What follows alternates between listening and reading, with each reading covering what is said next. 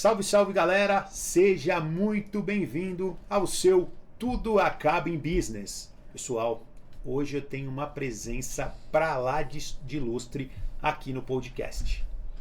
Cara, um jogador de alto rendimento, alta performance, palestrante, pastor, escritor, rapaz, empresário, tá acabando as palavras aqui, os recursos. Pessoal, seja muito bem-vindo, Ricardo Oliveira, meu amigo. Grande Marcelo, alegria imensa estar aqui com vocês. Há tempo a gente estava alinhando, né, e amadurecendo essa ideia de estarmos juntos aqui para esse bate-papo. Sentar à mesa com você é sempre a certeza de enriquecimento em todos os aspectos. Primeiro, pela pessoa que você é, um cara de super sucesso, seu coração é gigante. E segundo, cara, por poder compartilhar um pouquinho daquilo que a gente carrega ao longo desses anos todos e parabenizar também pelo excelente cenário, tá tudo muito bonito. Ai, Ricardo, que legal. Ricardo veio aqui, gente, quando o Otimize estava começando e a gente só tinha sala. Eu falei, Ricardo, o que você acha? E o Ricardo falou, não, pode ir, Deus abençoou, vamos que vamos. O pastor é nota 10, é um grande conselheiro, além de um amigo, é um grande conselheiro, alguém que eu ouço muito. Aliás, depois eu vou pegar o livro dele, uma dedicatória maravilhosa que ele me deu, tá aqui no estúdio, a gente já... O Alan, o diretor, pega pra gente já o nosso livro. E, cara, o Ricardo é um cara que me ensinou muito. Tenho grande gratidão pelo Ricardo, porque é um cara muito profundo nas suas reflexões. E quando você tem a oportunidade de conviver com um cara como o Ricardo, você tem que extrair o máximo. E começando por essa linha, Ricardo, eu queria entender quem foram as suas inspirações, Ricardo, porque você veio de um início de vida, né, até seus 16, 17, 18 anos, muito difícil. Você é ali do Carandiru, então você, família muito pobre, né, e eu gostaria que você explicasse um pouquinho como é que você quebrou essa mentalidade da escassez. Geralmente a gente olha para pessoas que estão numa situação diferente para conseguir sair. Eu queria que você falasse um pouquinho da tua experiência em relação a isso. Porque eu acho que um grande homem se molda também, né, Ricardo? Olhando para fora.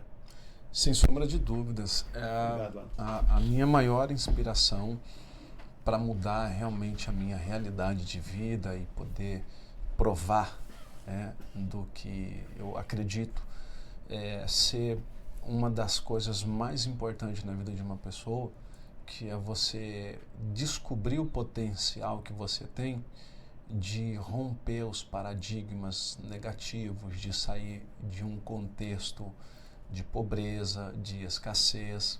A minha mãe sempre me deu um conselho que eu levei para a minha vida toda e carrego até hoje. Minha mãe falava assim para mim, filho, tudo aquilo que você puder acessar, conquistar, que seja com o suor do teu rosto. Ela não falava assim, né? Ela falava com o seu trabalho, que seja de forma honesta, que seja seu, meritocracia, porque assim eu pautei a minha vida e assim é o que eu desejo para você. Por que não o meu pai? Porque o meu pai, eu perdi ele com 8 anos de idade, então eu não tive a presença do meu pai, o exemplo do meu pai. Eu via e eu lembro, tenho um flashback do meu pai saindo para trabalhar e voltava para casa, mas a minha mãe foi a grande responsável por eu ser hoje eu me considero, sem sombra de dúvida, um excelente filho, eu sou um bom amigo, eu sou um bom esposo e também um bom pai. E isso eu herdei da minha mãe. A barreira da escassez, ela permaneceu comigo durante 20 anos, Marcelo, você falou 17, 18, 20 anos, morando dentro de um contexto de extrema pobreza, muita pobreza, saneamento básico zero, esgoto passava atrás da casa onde a gente morava. Hoje em dia tem os projetos de CDHU. Na minha época era barraco mesmo, barraquinho construído de madeira. O primeiro barraco que a minha mãe construiu com meu pai tinha lona em cima, a cobertura era de lona, nem telha tinha. A gente ocupou um espaço que era um grande lixão ali, hoje tá ali o pessoal passa na frente na Zakinash e vê os predinhos lá do Singapura. Ali era um grande lixão que o Otto Bogart, que é o dono daquela área, ele tinha um supermercado que chamava Eldorado, hoje é o Carrefour, ali no Center Norte, no shopping. Então, tudo que era para jogar fora, eles jogavam nesse lixão. E a gente morava nesse lixão. E para nós, nada era desperdiçado. Tudo era aproveitado. Então, a gente pegava desse lixo e aí levava para casa para selecionar. Só que chegou um momento que eu nunca me senti confortável nessa situação. Então, eu comecei a desejar mudar a minha realidade e a realidade da minha família. E aí eu comecei a realmente potencializar esses pensamentos, essas crenças. Eu comecei a mudar as crenças limitantes. Crenças limitantes eu ouvia todos os dias. Não, aqui é a nossa realidade, é isso mesmo, a gente não vai sair daqui. Parece que nós nascemos com esse objetivo de vida, de sofrer mesmo, de viver dentro desse contexto. É óbvio que eu não escolhi nascer, mas eu decidi não morrer dentro dele. E isso foi que me fez sair dentro desse contexto de escassez, de pobreza extrema. E eu, depois de 20 anos, né, e as pessoas acham assim, não, como é que foi? Foi rápido. Você conquistou rápido, você atingiu a fama muito rápido. Foi bom, depois de 20 anos eu consegui o objetivo que eu tanto corri atrás, dia após dia. E o processo, ele é muito importante. Para mim, eu sempre falo que o processo ele é o condimento para o sucesso. Não há sabor se não houver processo. Não há desfrute se não houver esse processo, que é o que te causa dor, o que te faz desistir. Muitas pessoas que acompanham o seu programa e que conhecem um pouco da sua história, elas vão observar o empresário que você é, o empreendedor que você é, um cara de sucesso que você se tornou, mas elas desconhecem o seu processo. O seu processo, só você sabe como você passou e como foi importante para que você pudesse hoje estar aqui falando para as pessoas. É exatamente o que eu conto, é exatamente o que eu falo. O meu processo foi o que despertou em mim essa capacidade de ressignificar toda a minha vida. Ricardo, e você tem vários irmãos, né? Você até contou uma passagem muito interessante para mim uma vez, de um irmão seu que era o craque do bairro e tal, e teve um problema e acabou não seguindo no futebol, não teve a mesma perseverança que você. Exato. Nós somos em 6, né, comigo. O Ronaldo, que você acabou de dar o exemplo, ele era a grande aposta assim da comunidade assim lá do bairro, né? Como em todos os lugares tem alguém que se destaca, o pessoal fala assim, pô, esse cara ou essa menina vai dar bom, vai longe, porque tem talento, né? Só precisa realmente de alguém para ajudar dentro desse processo, mas vai longe. O Ronaldo, meu irmão, era esse cara. O meu pai, enquanto estava vivo, meu pai correu com ele, levou ele para os clubes, ele foi aprovado, mas depois que o meu pai morreu, meu irmão se perdeu na vida, literalmente se perdeu na vida, abandonou esse sonho que eu questiono e falei para ele um dia, falei, me fala uma coisa, esse sonho era seu ou era o sonho do pai? Ele falou, não, o sonho era meu. Eu falei assim, cara, eu tenho dificuldade de entender isso, apesar que só você sabe que você passou, eu não sei quais foram os motivos, mas me parece que o sonho era mais do pai, porque todo mundo falava que você era muito bom, e eu lembro, porque eu carregava a sua chuteira. Lembra quando você me levava para assistir os jogos seu? E eu levava a sua chuteira, eu ficava ouvindo do lado de fora as pessoas falando assim, você é um cara aquele cara é muito talentoso, aquele cara vai virar profissional, aquele cara vai ser o representante da comunidade e esse cara vai vencer. E ele carrega sempre isso, né? O representante da comunidade de futebol tinha muito isso, né? Tinha. A história do craque da quebrada. Né? Tinha e tem, ainda tem até hoje, né? É de orgulho. O cara que saiu da quebrada, que venceu, que está representando a comunidade, onde ele está hoje. Então, aí tem o Ronaldo, aí tem o Renato, tem a Maria de Lourdes, tem a Ana Paula, tem a Aparecida e tem eu. E eu cresci dentro desse contexto, ouvindo essas coisas, e sempre gostei de jogar bola. E aí eu comecei a empreender no futebol já pequenininho, e a minha mãe fala, eu conto essa história, minha mãe fala que eu com menos de 1 ano eu estava gritando gol e chutando bola. E, aí e a nossa bola, a minha bola era feita de meia. Então era essa bolinha quem que não eu viveu ficava, isso, né, Ricardo? essa era a bolinha que eu Quem ficava nasceu na chutando. década de 80. Cara, sabe o que eu tô falando. E a gente se divertia com isso. E eu comecei a empreender. Eu costumo falar para as pessoas o seguinte: eu empreendi com uma bolinha de meia, depois, quando melhorou um pouquinho, eu fui empreender com uma bolinha de dente de leite. E depois da bola de dente de leite, eu fui empreender, experimentar uma bola de couro, né? Só que ainda dentro dessa escassez, Sim. dentro do bairro do Carandiru. Depois de 20 anos, eu realizei o meu sonho. E aí sim eu passei a ser uma autoridade nessa área, já com uma bola extremamente tecnológica, com chip, jogando para 100 mil pessoas, né, que estavam no estádio assistindo esse grande espetáculo chamado futebol, e eu consegui ser uma autoridade nesse esporte ao longo dos 23 anos de carreira profissional. Então, eu decidi, é o que eu sempre falo para as pessoas, o que você determinou, o que você decidiu, onde você quer chegar, o que você quer fazer. Encontrou o seu propósito, encontrou o seu local de atuação? Encontrei. Então, agora algo deu errado. Olha só, telefone, a gente nunca espera, né? E tá no silencioso. Acontece. Eu vou deixar ele aqui. Então, o que você precisa fazer? Agora, você precisa realmente estar focado nisso, você precisa trabalhar em cima disso e ser paciente, porque as coisas não acontecem rápido. Você precisa respeitar o tempo. Então, eu respeitei esse tempo, trabalhei arduamente nesse tempo e comecei a enxergar. Quando eu chutava uma bolinha de meia, era muito pequeno. Quando eu chutava a bolinha de dente de leite, ainda. Mas quando eu passei a chutar uma bola de couro, eu comecei a entender que eu poderia chegar muito longe. E aí eu não parei. Não parei. Todos os dias eu acordava dentro dessa expectativa, morando dentro do Carandiru, correndo num campo de terra, com pedras, todos os obstáculos. Eu jogava descalço. Uau. Então eu jogava descalço, o pé criou uma camada de proteção que eu não sentia mais dor. Sol, não tinha problema com isso. Eu só queria jogar bola, só queria jogar bola. E comecei a potencializar cada vez mais e comecei a trabalhar nesse talento que eu acredito que eu recebi de Deus e fui usando em meu benefício. A partir do momento em que eu fui inserido dentro de um clube profissional, ainda sendo amador, e eu fui aprovado, eu falei assim, agora tá perto. Você começa no Corinthians, né, cara? Comecei. Seu primeiro clube profissional foi Corinthians. Com 17 anos no Corinthians, e eu não tinha dinheiro para ir treinar.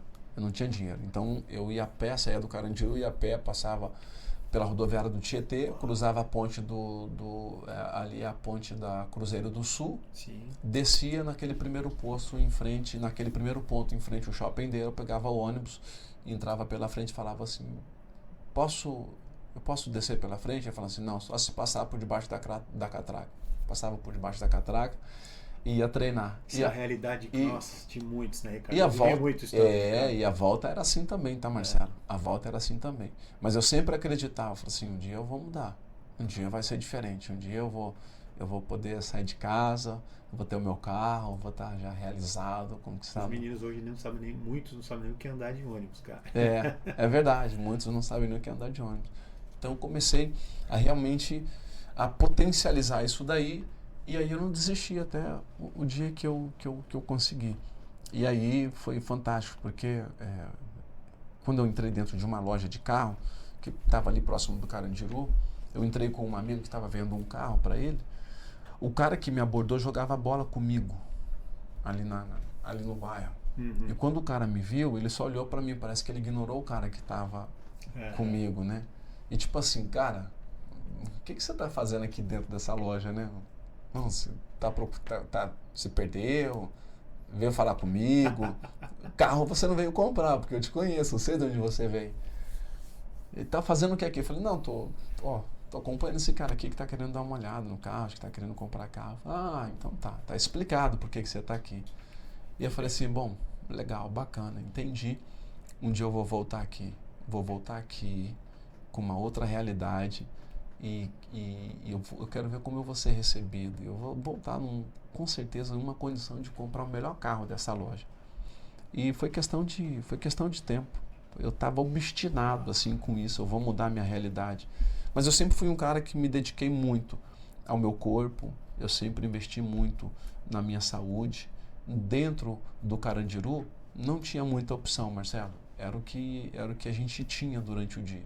E às vezes não tinha nada em absoluto. Mas tinha um sonho. E esse sonho me movia todos os dias. Eu falei, um dia eu vou mudar. E aí sim eu vou poder mudar a realidade da minha família, mudar a realidade da minha mãe. Até que um dia eu consegui mudar essa realidade. Eu lembro que eu comprei o meu primeiro carro. E não foi com ele, eu comprei um Polo financiado, a perder de vista assim, as prestações. E o segundo... Já na portuguesa? Já na portuguesa. E o segundo grande conquista minha foi a casa da minha mãe. Só que aí a casa da minha mãe ela veio já em 2002, veio essa casa. E aí quando eu entreguei, quando eu performei, quando eu realmente estava sendo muito produtivo no clube, eu recebi uma remuneração que me deu condições de comprar uma casa para minha mãe. Quando eu comprei a casa para minha mãe, aí eu falei, agora é o momento de eu voltar lá na loja. Aí eu voltei na loja de carros. Quando eu voltei na loja de carros, estava procurando o cara e tal, não encontrei ele, e vi alguém e falou, ô Ricardo, tudo bem? Falei, tudo jóia. Tá procurando um carro? Eu falei, na realidade não, estou procurando uma pessoa. Mas que pessoa eu posso te ajudar? Eu falei, cara, tinha um cara que trabalhava aqui, o nome dele era tal. Ele falou, não, poxa, ele já saiu, já tem um tempo. Eu falei, poxa, que pena, eu conheço ele, nós jogamos bola juntos, eu queria vir aqui dar um abraço nele e tal, mas ele não estava mais. Isso é sensacional. E essas são as coisas que acontecem todos os dias.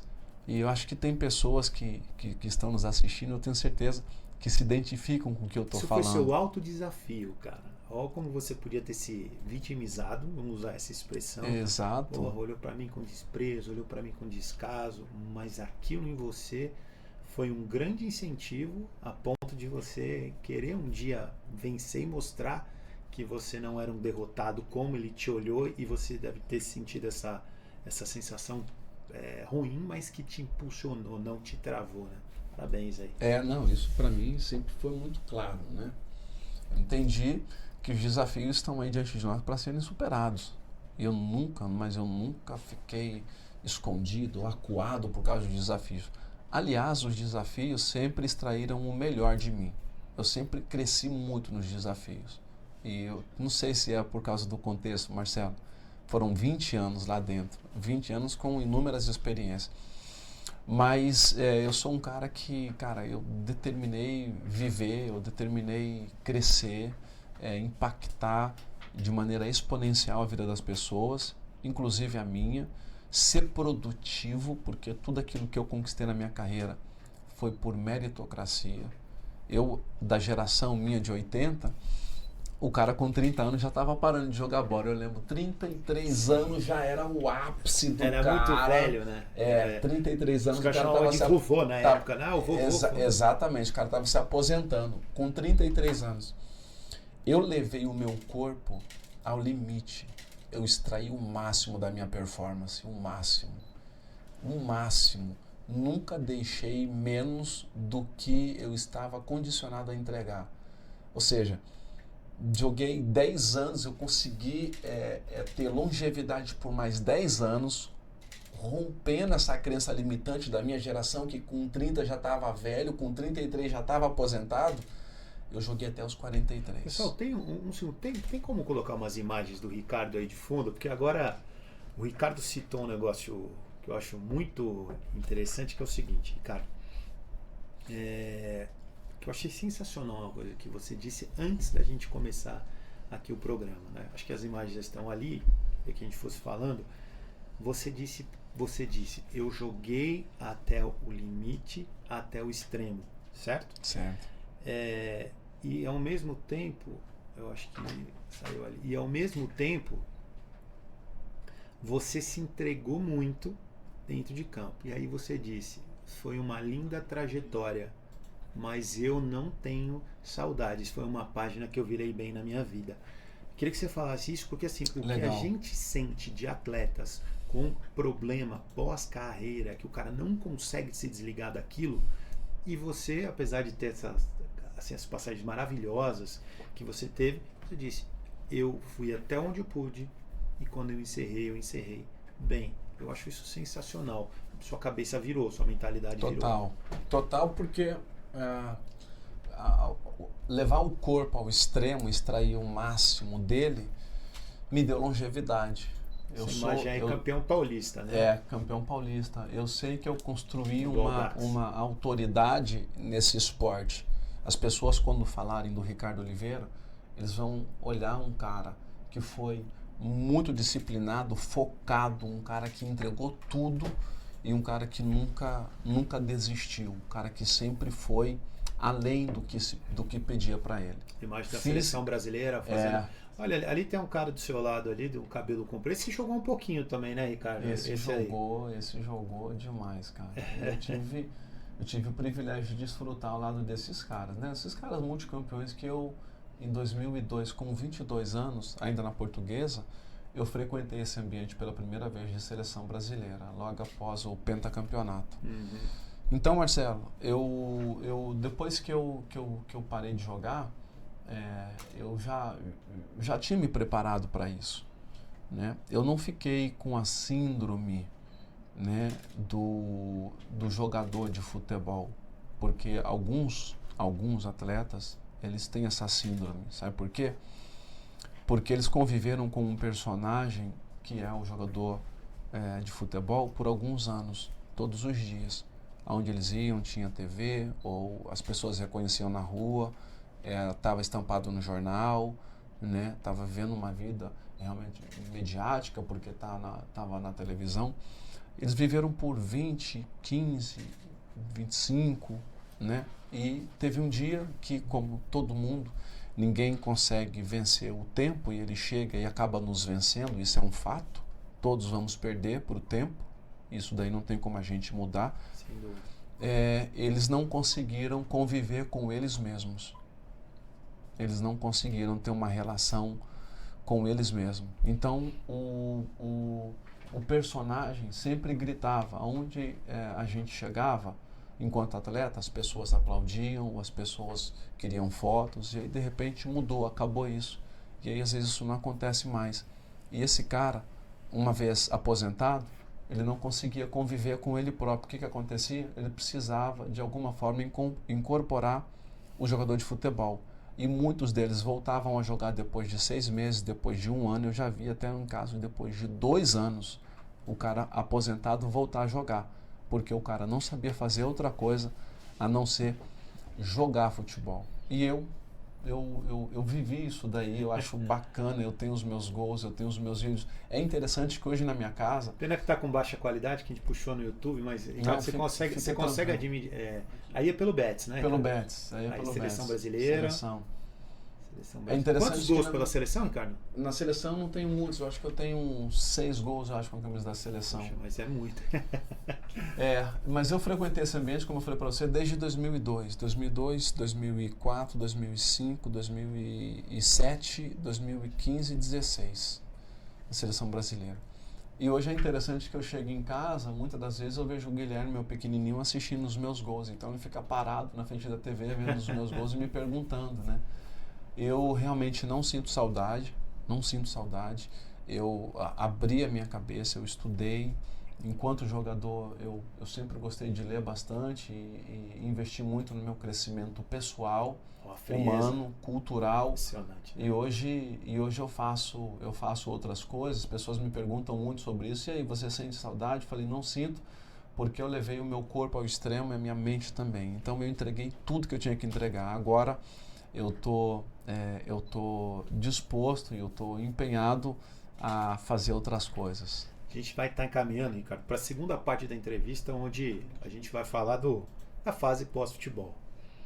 Mas, para a gente concretizar isso, Corinthians você começa, Portuguesa, você vai para fora do Brasil direto? Não, vou para o Santos. Você vai para o Santos, que da é o time de 2003, 2003 vice-campeão da Libertadores da América. Perfeito. Aliás, Que timaço tinha o Timaço. Santos, que timaço. Pegou um Boca realmente na época muito bem estruturado. Timaço do Boca também. Você é, aliás, um dos últimos grandes times de verdade do Boca foi aquele, era um timaço mesmo, tinha ali o Tevez, Delgado, timaço. Aí do Santos... Eu fui pro Valência. Aí foi minha experiência... Você foi muito bem, inclusive, no Valência. Aí foi a minha primeira experiência fora do Brasil. E esse ano do Valência, foi 2003, 2004, nós quebramos a hegemonia de Barcelona e Real Madrid. Então nós batemos campeão da La Liga e campeão da Europa League. Eu lembro que você tinha um companheiro de ataque muito bom, eu esqueci o nome dele, me fugiu o nome dele aqui no Valência. Eu tinha lá o Mista, que foi o artilheiro esse ano. Eu tinha do meu lado o Pablo Aimar, argentino. Que era muito bom de bola. Craque, fenômeno. O Pablo Aimar era fenômeno. Jogadorzaço de bola. Tá? Hoje é auxiliar do Scaloni na seleção argentina. Esse era fenômeno. Jogava muita bola. E essa experiência no Valência foi bacana, porque aí eu comecei a investir na cultura, né? Eu comecei a me engrandecer como ser humano, porque foi o primeiro idioma que eu tive contato, né? Saindo do Brasil, claro. E aí eu aprendi a falar o espanhol, e aí eu comecei a me interagir com a cultura. E aí eu comecei a me desenvolver esse lado mais humano meu, né? Aí você vai falar em desafios, né, Ricardo? Por exemplo, você saiu lá do Carandiru.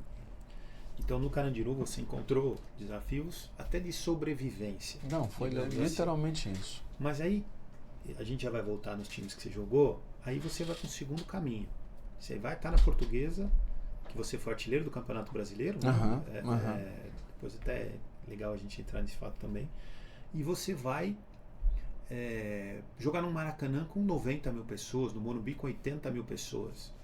Cara, e você não teve um preparo talvez emocional, estrutural para você chegar a esse ponto. Não imagino como isso foi dentro dos clubes. Eu não vejo se tinha esse tipo de preparação. Imagino que não tinha. Então você sai de um desafio de extrema pobreza e de sobrevivência, mas você entra para um desafio emocional de cobrança, que também é um desafio muito complicado, porque o futebol, para quem não conhece, ele é quarta e domingo, que nem falou o Muricy, ele é lindo por causa disso. Mas a cobrança é uma loucura. Você fez o gol na quarta, não fez 2 gols no domingo, cara, começa aquela perseguição, tá bebendo, tá saindo, começam a ver sua família, sua vida, tentar descobrir o porquê de algumas coisas acontecerem, como é um menino ali que não teve essa estrutura. Então, assim, são desafios. Aí depois você sai e vai pro Valência. Quando você vai pro Valência, tem um conflito de cultura muito grande, um conflito de língua, né? Então, assim, o desafio tá sempre na carreira do atleta, seja qual for ali o momento, né? O tempo todo. Eu acho que para mim o maior desafio foi exatamente a sobrevivência na favela, sobreviver àquele contexto, porque eu perdi muitos amigos, né? E a cobrança ela sempre existe, né? Como é que eu vou sobreviver dentro desse contexto? Ninguém me dá oportunidade. Quando eu saí para procurar emprego, eu não tinha um endereço, não tinha número à minha casa. Olha só. Entendeu? Eu ia falar, eu moro na Avenida Zaquinage. Eu lembro muito bem disso, Ricardo, porque tinha amigos que falavam, pô, posso dar o seu endereço? É literalmente isso. Não tinha endereço, então não dava para dar um endereço, porque as portas estavam fechadas. Sim. As pessoas não davam oportunidades para a gente. Exatamente. Então, para mim, sobreviver foi aí. A cobrança foi essa. A cobrança foi, cara, levantar todos os dias e você abrir a portinha do seu barraco, porque era barraco, e você vê os seus amigos caídos no chão, entendeu? Porque se envolveram com coisa errada. A pressão estava nisso, a cobrança estava nisso. E agora? Para onde eu vou? Como eu saio dentro desse contexto?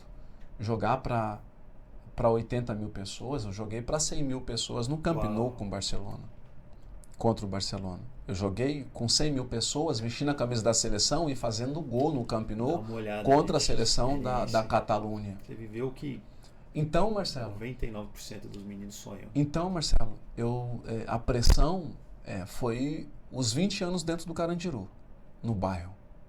Ali tinha cobrança, muita, porque eu andava descalço, Eu não tinha comida muitas das vezes, eu catava papelão na rua, eu pedia nos faróis, eu comia a comida dos presos quando ia levar as panelas para pedir comida, né? Então, para mim, eu pedia nas casas. Então, para mim, ali eu recebia pressão. Pressão era quando eu via minha mãe acordando 5 horas da manhã, me acordando para ir para a escola, e ela saindo para o trabalho e voltando 6 horas da tarde para casa. Minha mãe dedicou a vida dela toda praticamente, uma grande parte, para cuidar de 6 filhos. Aí era pressão, aí era cobrança muito alta, porque ela saía, voltava para casa com pão duro de uma semana e falava assim, olha, voltei com comida. E no final do mês ela comprava, fazia a compra, e a gente tinha esse respiro, falava assim, bom, agora a gente tem comida. Aí era a pressão, jogar para 80, 100 mil pessoas fazendo aquilo que eu sempre fiz com excelência, aquilo que eu sempre sonhei. Não, eu já estava calejado, trabalho e prazer, já estava calejado com isso. Então, tinha esse senso de responsabilidade, que as pessoas estavam lá, era um espetáculo, porque eu aprendi a estar na arquibancada e aplaudir as pessoas. Eu não tenho problema com isso. Eu já fui para a arquibancada, aplaudi o desempenho de muitos caras, e aí eu entendi que chegou o meu momento, estava sendo aplaudido por isso. Que legal. E as pessoas que mais me aplaudiram foi os meus familiares, foi a minha esposa, foi a minha mãe. E no dia que eu consegui mudar a história dela, não teve uma experiência maior. Fui convocado para a seleção brasileira e eu me lembro que assim que eu dei a casa dela, eu fiz uma surpresa. Eu reformei toda a casa, pintei, a casa tinha 2 pavimentos, eu fiz uma vista para o jardim de inverno da sala para fora de vidro. Nossa. Então quem estava dentro conseguia ver aquele jardim lindo, decorado. Que delícia, cara. Eu fiz uma churrasqueira na parte de cima, eu fiz uma cozinha linda para ela, que ela gostava de cozinhar, e a partir daí veio a convocação para a seleção brasileira. E então eu aprendi. Você vê que sensação, cara. Assim, cara, eu tô emocionado com o que você está falando, porque assim, o nosso sonho, eu vou te falar, geração anos 70, 80, não era mudar a nossa vida. Exato. Era mudar a vida da nossa mãe. Principal, cara, da nossa família. É verdade. Mas a nossa referência era a mãe. Cara, eu cresci isso. Eu infelizmente não consegui dar vida, eu não tive convivência com a minha mãe suficiente para ter tido a oportunidade de ter mudado a vida da minha mãe. Mas, cara, isso era o nosso sonho. Quando eu te vejo falando isso, e hoje eu vejo uma realidade tão diferente na maioria, talvez ainda é assim, talvez ainda seja assim, em bairros muito periféricos, mas num bairro mediano, pessoa já não tem mais esse sonho de dar uma casa para a mãe ou dar uma melhor vida para a mãe, ela já não tem a mesma relevância que tinha para a nossa geração. Eu lembro que o meu maior medo na vida, e eu passei boa parte da minha adolescência eu sonhava que minha mãe morreu, ia embora de casa, alguma coisa, que isso para mim era uma coisa assim tão, do tanto que a gente tinha respeito pelas nossas mães e queria o bem para ela. Você está falando, tá me trazendo um gatilho mental assim tão claro, de uma geração que tinha como principal objetivo dar o conforto para a mãe, né, cara? Eu tinha uma promessa, né? Eu tinha um dever, para mim era como uma missão de vida. Mudar a realidade da minha mãe e dar a ela uma vida de rainha, que é o que eu falava para ela, né? Como ela perdeu a saúde para cuidar de 6 filhos, eu dediquei todos esses anos para cuidar dela. Eu perdi a minha mãe em dezembro de 2012 e essa foi a última vez que nós estivemos assim juntos, né, em um momento de alegria. E eu a recebi em Dubai. Uau. Com uma limusine, uma Hummer, toda bonita por dentro, com teto estrelado, com água, com suco, com salgados, com bolo. E quando ela entrou dentro do carro, eu falei para ela assim, mãe, essa talvez seja a concretização da vida que eu falei que ia dar para a senhora. Uau. Levei minha mãe para morar, para estar comigo na Espanha, quando eu saí. Levei a minha mãe para estar comigo na Itália. Quando eu fui para a Itália, levei a minha mãe para estar comigo também nos Emirados Árabes. Quem faz isso é o Cristiano Ronaldo também, né, cara? É lindo isso dele, eu acho sensacional. Porque é um princípio de honra, Marcelo. É isso. Existe um princípio bíblico que fala assim, ó, honra o teu pai e honra a tua mãe, para que você tenha longevidade, para que os seus anos de vida se prolonguem sobre a terra. Eu, partindo desse princípio, quando eu honrei a minha mãe, olha que forte, comprei a casa para ela, reformei a casa e nós entramos para morar, eu recebi a convocação para a seleção brasileira em 2002. Eu era só uma promessa na Portuguesa, apesar de já estar vivendo uma realidade dentro do clube. A partir disso, a minha vida mudou. Quando eu volto da seleção, convocado em 2002, eu passei a ser capitão na Portuguesa com 22 anos. Sabe o que é isso? Nossa. Com 22 anos, não, e aquela época a faixa era uma disputada, a faixa tinha realmente... Não só por isso, né, Marcelo? Pela representatividade, que você representa os seus companheiros, você representa um grupo de pessoas. Sim, você que fala com a arbitragem, por exemplo. Você que fala com a arbitragem, você que vai sentar à mesa com o presidente para discutir premiações, né? É você que é o porta-voz do vestiário com a imprensa, com o presidente. Então, eu voltei da seleção brasileira realmente honrado. Falei assim, não, agora você é o nosso representante, agora você vai ser colocado na frente, vai e lidera, porque você está... Uau, sensacional. Agora você precisa realmente assumir esse posto é seu. Porque, primeiro, eu cumpri com esses deveres, com esses princípios. Então, uma das coisas mais importantes na minha vida foi exatamente isso. Quando eu mudei, tirei a minha mãe, a gente estava morando de aluguel no Alto de Santana, e eu levei ela para realmente morar na casa própria, lá na Casa Verde, inclusive essa casa que a gente tem até hoje, que mora um irmão meu lá. Então eu consegui fazer isso para os meus irmãos também, para mudar a realidade deles. Mudei a realidade primeiro da minha mãe, depois eu fui mudando a realidade de cada um dos meus irmãos. Sensacional. E hoje eu me sinto assim um cara, por isso que eu falei para você, um cara muito realizado, porém não satisfeito. Sabe? Eu ainda, enquanto vivo, eu tenho novos objetivos, tenho novas metas, mas naquilo que eu fiz enquanto jogador profissional, 100%. Eu vou passar rapidinho para dar sequência nessa história, mas ainda o Ricardo tem mais 2 etapas que eu quero abordar com o Ricardo. A fé, que o Ricardo é um exemplo disso, e eu quero entender nesse contexto todo. E depois o Ricardo empresário, palestrante. Mas para a gente concluir no futebol, para que nenhum torcedor fique bravo conosco aqui, Valência, você termina a sua passagem em 2005, Ricardo? O Valência foi 2004. 2004. Foi a temporada 2003 e 2004. 2005 você foi para onde, Ricardo? 2004, 2005 eu estava no Betis. Você estava no Betis, isso. Aí você foi pro Betis, aquele seu time do Betis, você chegou a jogar com o Denilson no Betis? Denilson, Marcos Assunção e o Edu, que surgiu no São Paulo. Timaço, hein, cara? Olha só como foi tão produtivo, tão vitorioso, porque eu saí do Valência campeão da La Liga e da Europa League nesse ano, temporada 2003 e 2004. Vou pro Betis a temporada 4 e 5 e ganho a Copa do Rei com o Betis.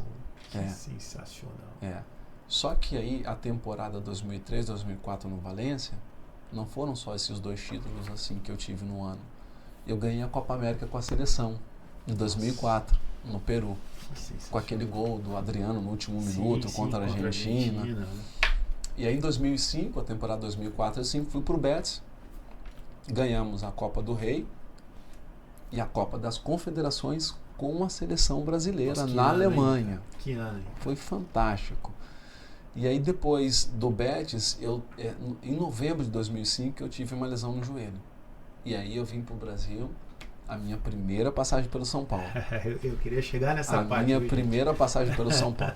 Eu sempre falo para as pessoas, e nunca escondi isso, que eu também sou São Paulino, por gratidão. Porque o São Paulo me recebeu com tanto cuidado nesse ano, porque era para eu estar na Copa do Mundo, para eu ter disputado aquela Copa de 2006. Eu não fui por causa da lesão do joelho. Sim. E quando eu vou para São Paulo fazer a reabilitação, a recuperação, porque eu operei no Rio com ronco, e fiz a recuperação no São Paulo. Eu fui tão bem tratado, Marcelo, lá, que eu passei a ser um torcedor do clube, a desejar o melhor. São Paulo era muito grande. Cara, não vou voltar à realidade hoje, que parece que São Paulo está se reconstruindo. O São Paulo era muito à frente dos outros naquela época. Era a grande referência de todos os atletas no Brasil e fora. Todos América, que vinham, com certeza, todos né? que vinham para o Brasil, Europeus, né? todos vinham para o São Paulo como referência. São Paulo era uma se referência. tratar no São Paulo. Assim, o que o São Paulo era nesse ano 2005, 2006, assim, em comparação com os outros clubes no Brasil, Não, é. Por isso que às vezes me preocupa, assim, demais. quando eu olho como o São Paulo, não quero entrar nesse aspecto, mas como o São Paulo deixou de ser, e hoje ainda está entre os maiores nesse aspecto, mas eu acho que estruturalmente já não é referência. Eu também. Em determinado momento São Paulo esqueceu disso. Eu também vejo dessa forma. Isso apequenou um pouco o São Paulo, sendo bem sincero. O São Paulo é pequeno, é muito grande, mas assim, quando o São Paulo esqueceu um pouquinho disso, e aí você jogou no São Paulo, aí 2006, joguei o Brasileirão, né? E joguei a Libertadores. Ah, meu Deus. Essa Libertadores de 2006, cara, ficou assim um gosto amargo, porque eu estava muito bem, me recuperei super bem e voltei a jogar. Ajudei o time a chegar até as finais. E aí no primeiro jogo da final contra o Inter, perdemos no Morumbi 2-1. Expulsão do Josué, 8 logo minutos no de jogo. início do jogo, o Josué foi expulso. São Paulo era melhor que o Inter, viu, cara? Sincero. Um time muito Aquela expulsão forte. do Josué bagunçou muito. Não, atrapalhou muito a gente. E aí eu joguei esse primeiro jogo. Eu não sei qual foi o motivo, a Conmebol adiou a data do segundo jogo da final. E o meu contrato ia até essa data. E aí venceu o meu contrato, obviamente. E eu liguei para o presidente do Betis, falei com ele, falei que ele tinha que me liberar para jogar, porque, afinal de contas, eu falei assim para ele, afinal de contas, eu tive que pagar a minha cirurgia. O clube não pagou a minha cirurgia, porque eu decidi vir para o Brasil fazer a cirurgia no Brasil. Uau. O clube não pagou, eu não paguei. Sabia disso, Ricardo. Eu paguei a cirurgia, me recuperei. O São Paulo me recuperou, me devolveu de novo para o mercado. E eu precisava, por gratidão, jogar esse segundo jogo. E ele também, por gratidão, pelo São Paulo ter feito isso por mim, me liberar para jogar esse jogo, que era um jogo. Ele falou para mim, não, eu vou te liberar, eu também penso desse jeito.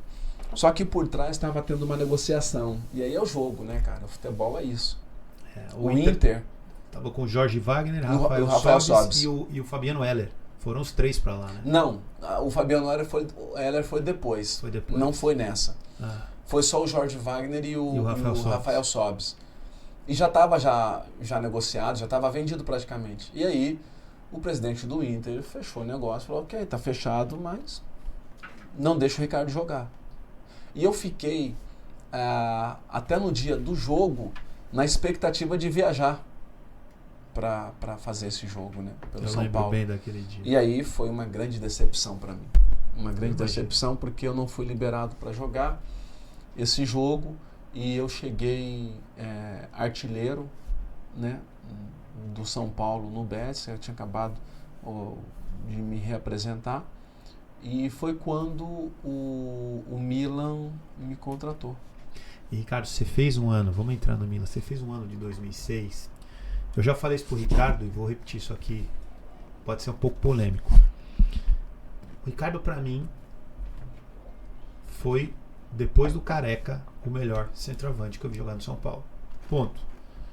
Teve jogadores que fizeram mais gols, que ficaram mais tempo, tiveram talvez mais história do ponto de vista, mas eu estou falando qualidade técnica. Por quê? Ricardo batia com os 2 pés, Ricardo cobrava falta, Ricardo cabeceava, Ricardo era inteligente.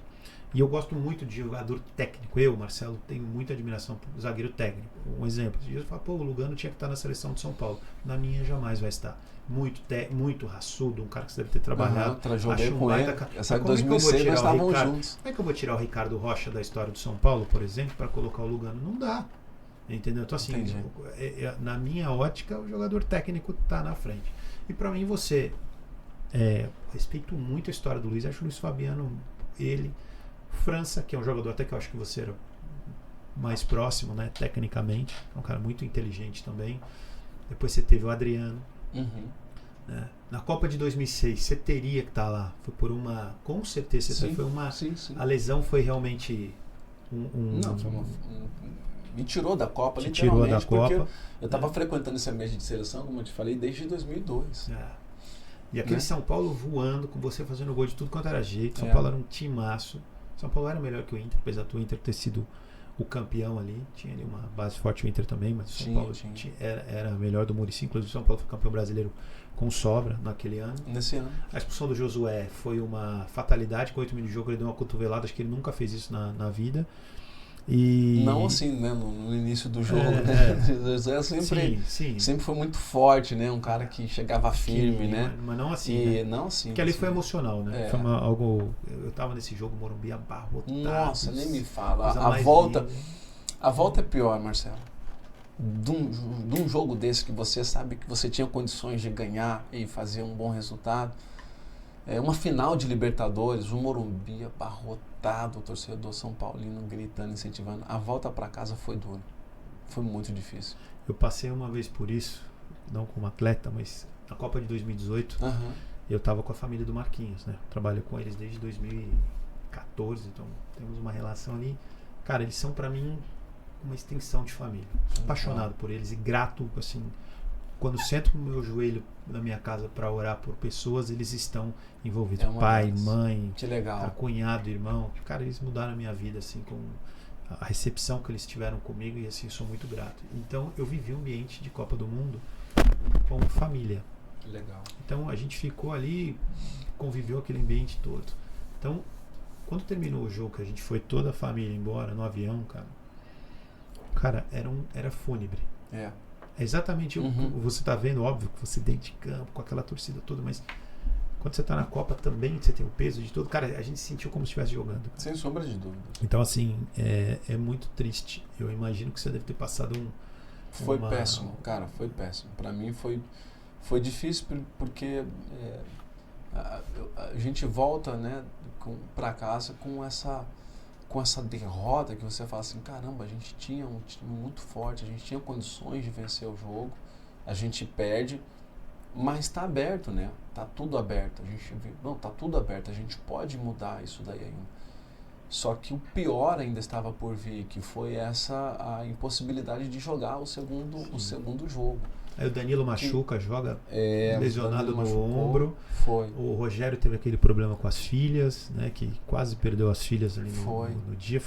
Realmente parece que não era pra ser aquele dia, né? E isso do Inter pra mim foi uma armação grande, tá? Desde a troca da data do jogo. Foi algo que não pegou bem, né, Ricardo? Não dá pra ser o final, mas foi algo que não pegou bem.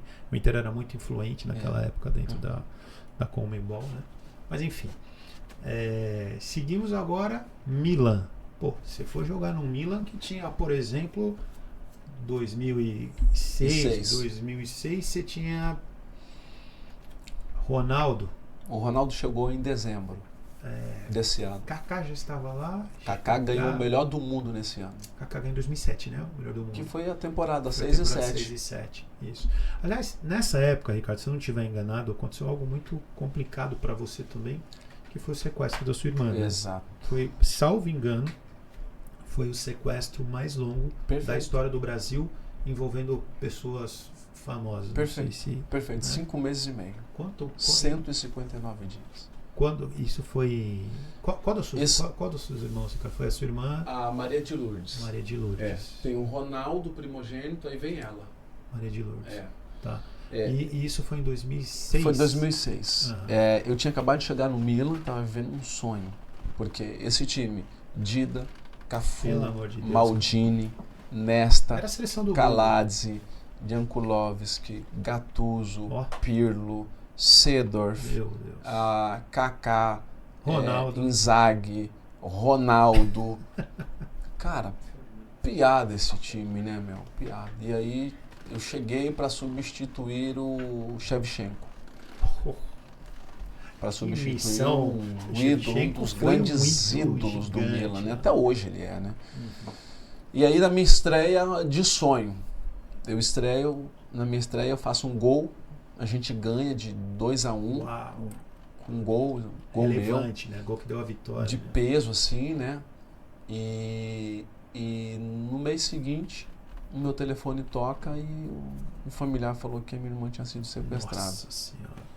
Aí acabou, porque não tem mais entrega, né? Aí o emocional abalado, eu não consegui mais performar como se esperava de mim. O Milan não me pressionou, o Ancelotti não me pressionou, me deixou super à vontade, falou: se você quiser treinar, você treina, se você não quiser treinar, você não treina. A gente está aqui para te ajudar, eu quero que você entenda e saiba que o Milan é uma família. Porque, assim, eu vou me colocar no seu lugar, tá, Ricardo? A irmã do Ricardo não foi sequestrada por um... Ela foi sequestrada por ser irmã do Ricardo. Então, Exato. eu imagino o quanto isso, na sua cabeça, deve ter te bagunçado, pelo menos por um tempo. Total. Foi exatamente nesse tempo, em 2006, que eu tive depressão. Eu saía de casa para treinar chorando, chegava lá no Milanello, enxugava assim, ficava um pouquinho dentro do carro e ia treinar. Aí voltava para casa chorando e aí ficava na garagem esperando um pouquinho para subir, porque a Débora, minha esposa, meus filhos estavam em casa me esperando. Então eu tive depressão. Eu literalmente sofri, né? Passei por esse problema e foi difícil superar. O primeiro contato dos sequestradores foi depois dos 3 meses. Meu Deus. Isso não é normal. A polícia já estava trabalhando na hipótese de homicídio, alguma coisa assim, né? Cara, isso é muito raro, nunca aconteceu. Quando fizeram o primeiro contato, veio em tom de ameaça. Eles pediram $1 milhão para o resgate. $1 milhão. E começaram a ameaçar. Se não pagar, vai chegar enfim, aí é pesado, né? Não vou nem falar. É bem pesado o que os caras faziam. Não falavam comigo diretamente, mas falavam com familiares. O que realmente me causa indignação é que algumas pessoas que viram a gente crescer dentro do bairro do Carandiru, e crescer literalmente porque os meus pais praticamente fundaram aquele bairro, assim, foram os pioneiros chegando ali no Carandiru. Algumas pessoas que viram a gente crescer, na verdade, nem viram, chegaram bem depois, né, acabaram realmente se envolvendo com uma situação como essa. Né? Meu Deus do céu. A polícia nunca conseguiu provar, assim, com provas cabíveis para incriminar, mas depois descobriram que tinha algumas pessoas envolvidas e eu, inclusive, conheci algumas delas, pelo menos umas 2 pessoas. Esse é o preço que a gente paga. A quem mais é dado, mais é cobrado. É triste e é lamentável ver que tem pessoas que se incomodam com o seu sucesso, com o seu crescimento, de forma honesta. Você não precisou pisar em ninguém, eu não precisei pisar em ninguém. Aliás, respeitei todo esse processo de 20 anos, mas todos os dias eu acordava e ia trabalhar. Orgulhosamente eu falo para os meus filhos o seguinte: nunca roubei nada de ninguém. Tudo que eu ganhei na vida, tudo, até o dinheiro que eu pedia nos faróis, porque eu pedia. Exato. Eu nunca tirei nada de ninguém. Então, é triste você estar vivendo uma outra realidade, você ter vencido na vida e algumas pessoas que viram você crescer, que viram você sair dentro desse contexto com muito trabalho, com muita honestidade, fazerem uma barbaridade dessa, né? Porque para mim é uma crueldade tamanha que... Isso é hediondo, né? Sabe, eu nunca entendi. Isso assim, é crime hediondo. Não entendi não, nunca consegui digerir bem isso daí, né? Mas também, assim como eu recebi uma ligação de madrugada falando sobre o sequestro dela, numa madrugada também, depois dos longos 5 meses e meio, meu telefone tocou e o anúncio era de que a polícia tinha estourado o cativeiro da minha irmã. Então foi a polícia, eles não soltaram. Não, a polícia estourou o cativeiro. Uau. A polícia estourou o cativeiro dela e aí o conselho foi: olha, tira ela do Brasil e leva ela para a Itália. A primeira coisa que eu fiz foi tirar o passaporte dela e levei ela para a Itália para ficar comigo naquele período de 2006. Então você imagina, para mim eu estava vivendo um sonho e virou um pesadelo no Milan. Caiu meu rendimento, é óbvio, não consegui jogar. Né, não tem como. Ricardo, e você é um homem de muita fé. Você é um pastor. Inclusive tem um vídeo seu muito interessante na internet, que até algumas pessoas falam que levam no sentido do meme, outros levam no sentido de algo que impulsionou, que é que você fala que as pessoas não acreditavam em você, desconfiavam da sua capacidade e tal. Quando começa você fala de uma depressão também, quando o Ricardo se transforma, ou quando o Ricardo entende que ele tinha uma missão maior na parte de fé e religiosidade? Legal. Marcelo, eu sou de família católica tradicional, né? Uma família católica. Minha mãe era muito católica, o meu pai também, a minha família era muito católica e eu se denominava também católico. Por tradição, família, né? Então nunca fui praticante. Eu, com 11 anos de idade, eu tive uma experiência num clube de futebol de salão, ali no Brás, Zona Norte de São Paulo, e tinha como missão, a missão do clube era evangelizar as pessoas. Então, antes de cada jogo, eles entregavam exemplares da Bíblia pra gente, com 11 anos de idade, e a gente tinha que entregar na arquibancada antes dos jogos. Não precisava falar nada, só entregava e voltava. O nome do time era Levae. Beleza, eu jogava a bola lá e chegava na comunidade, a pessoa, tá jogando onde? Tal, que time? Qual é o nome do seu time? Eu falava Levae. O pessoal, Levae, nossa, que nome estranho, nunca ouvi falar e tal. Isso começou a me incomodar. Como assim? Aí, legal, eu cheguei no presidente um dia e falei assim, por que Levae? O pessoal tá me perguntando, o pessoal acha estranho isso daí, né, e tal. A gente tem que entregar a Bíblia na arquibancada pro pessoal. Aí falou assim, Ricardo, deixa eu te falar, nós somos pastores batistas e nós temos como missão pregar o evangelho através do esporte.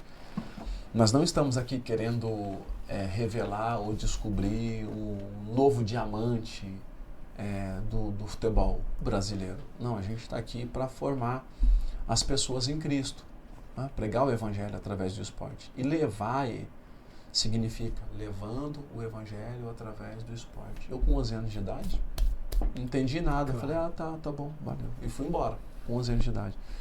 Mas com 19, vivendo uma crise existencial, porque eu tentei acertar em tudo. Tentei mudar a minha realidade, tentei fazer tudo com trabalho. E errei, tentei ser feliz, não consegui. Eu fiz tudo, dediquei o meu melhor e não consegui.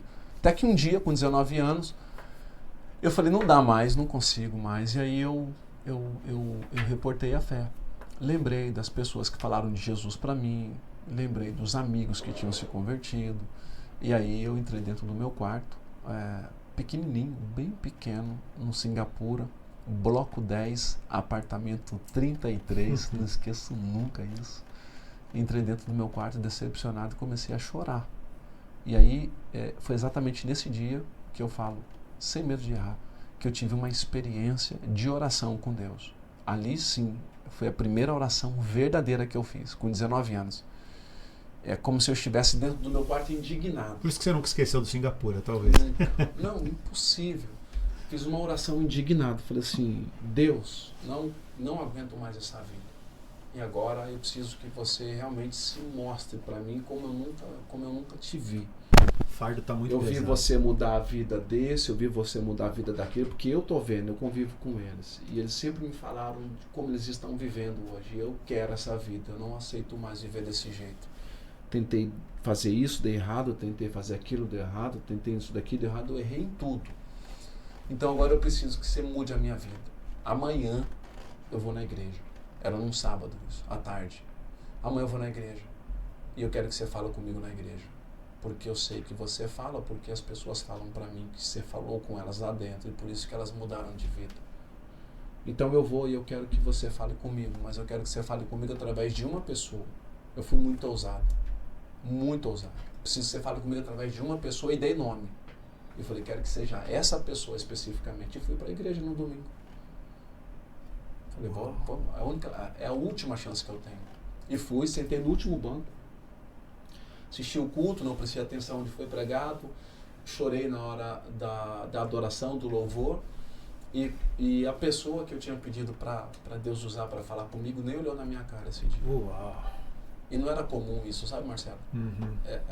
A gente que não era habitual na igreja, a gente chegava na igreja e todo mundo vinha em cima, todo mundo vinha em cima. E aí, vai ser hoje? Vai ser hoje que você vai se entregar para Jesus? Vai ser hoje que você... Sim. Incomodava mesmo, incomodava muito. Ninguém veio, eu achei estranho.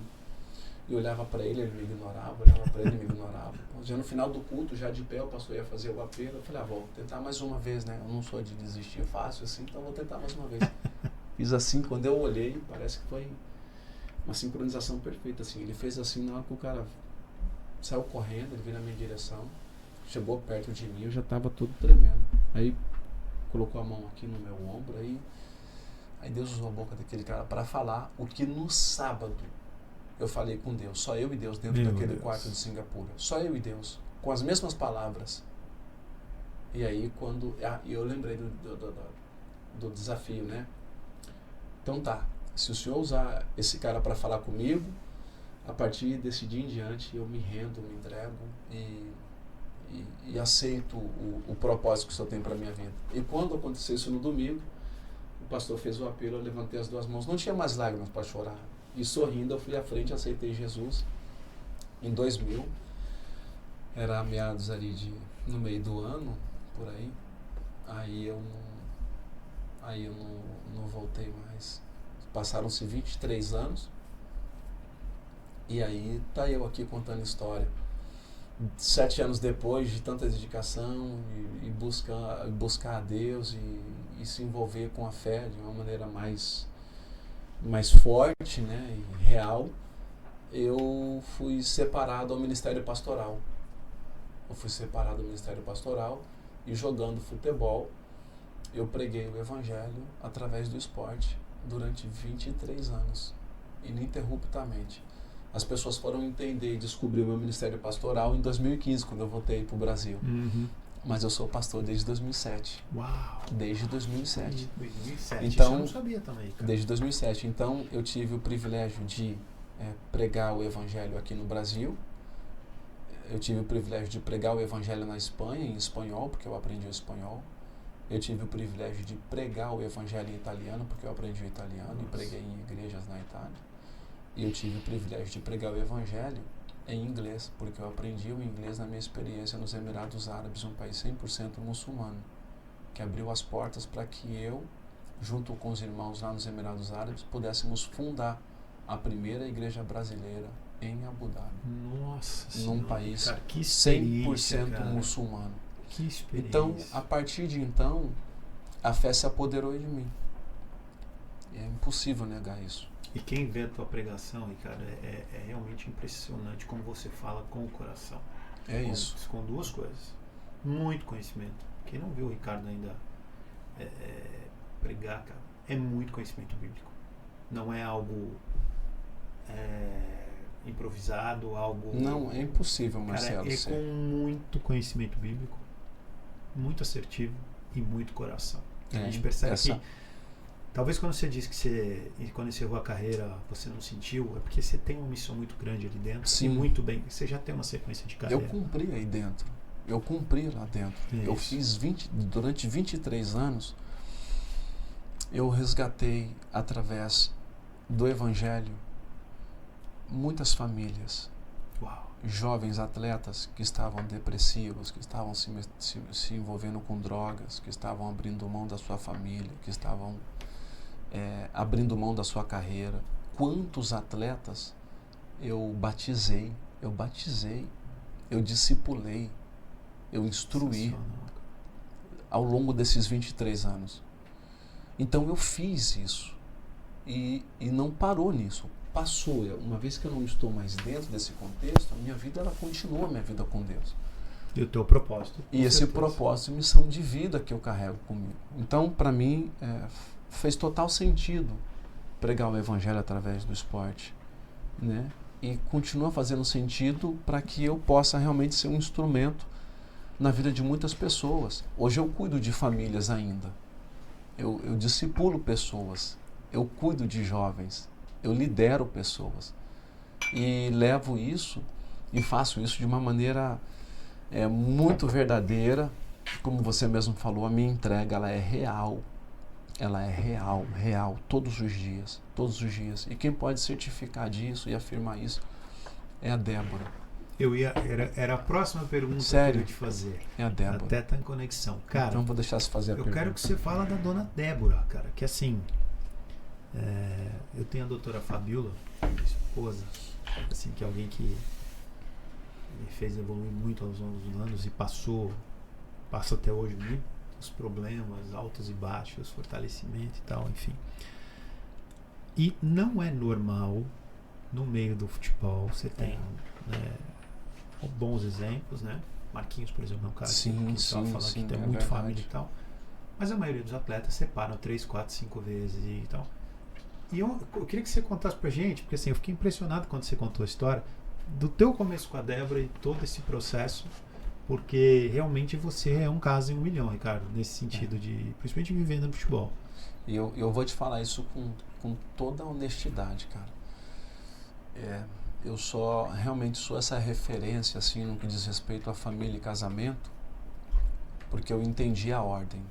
Deus, esposa, filhos, trabalho, igreja.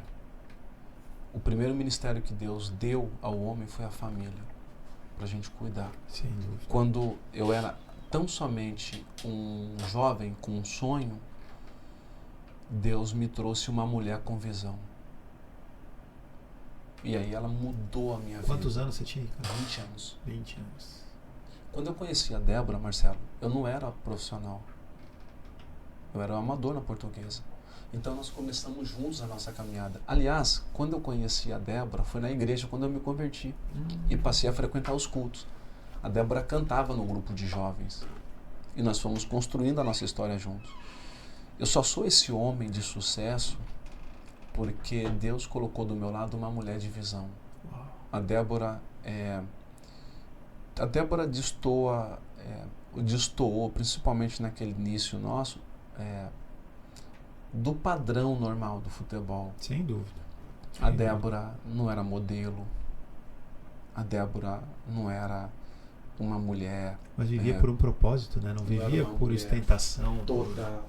sabe, produzida. A Débora, ela era uma jovem de berço evangélico que cantava na igreja e que tinha uma família que também incentivava ela a isso. E quando eu a conheci, eu falei, é isso que eu quero para mim.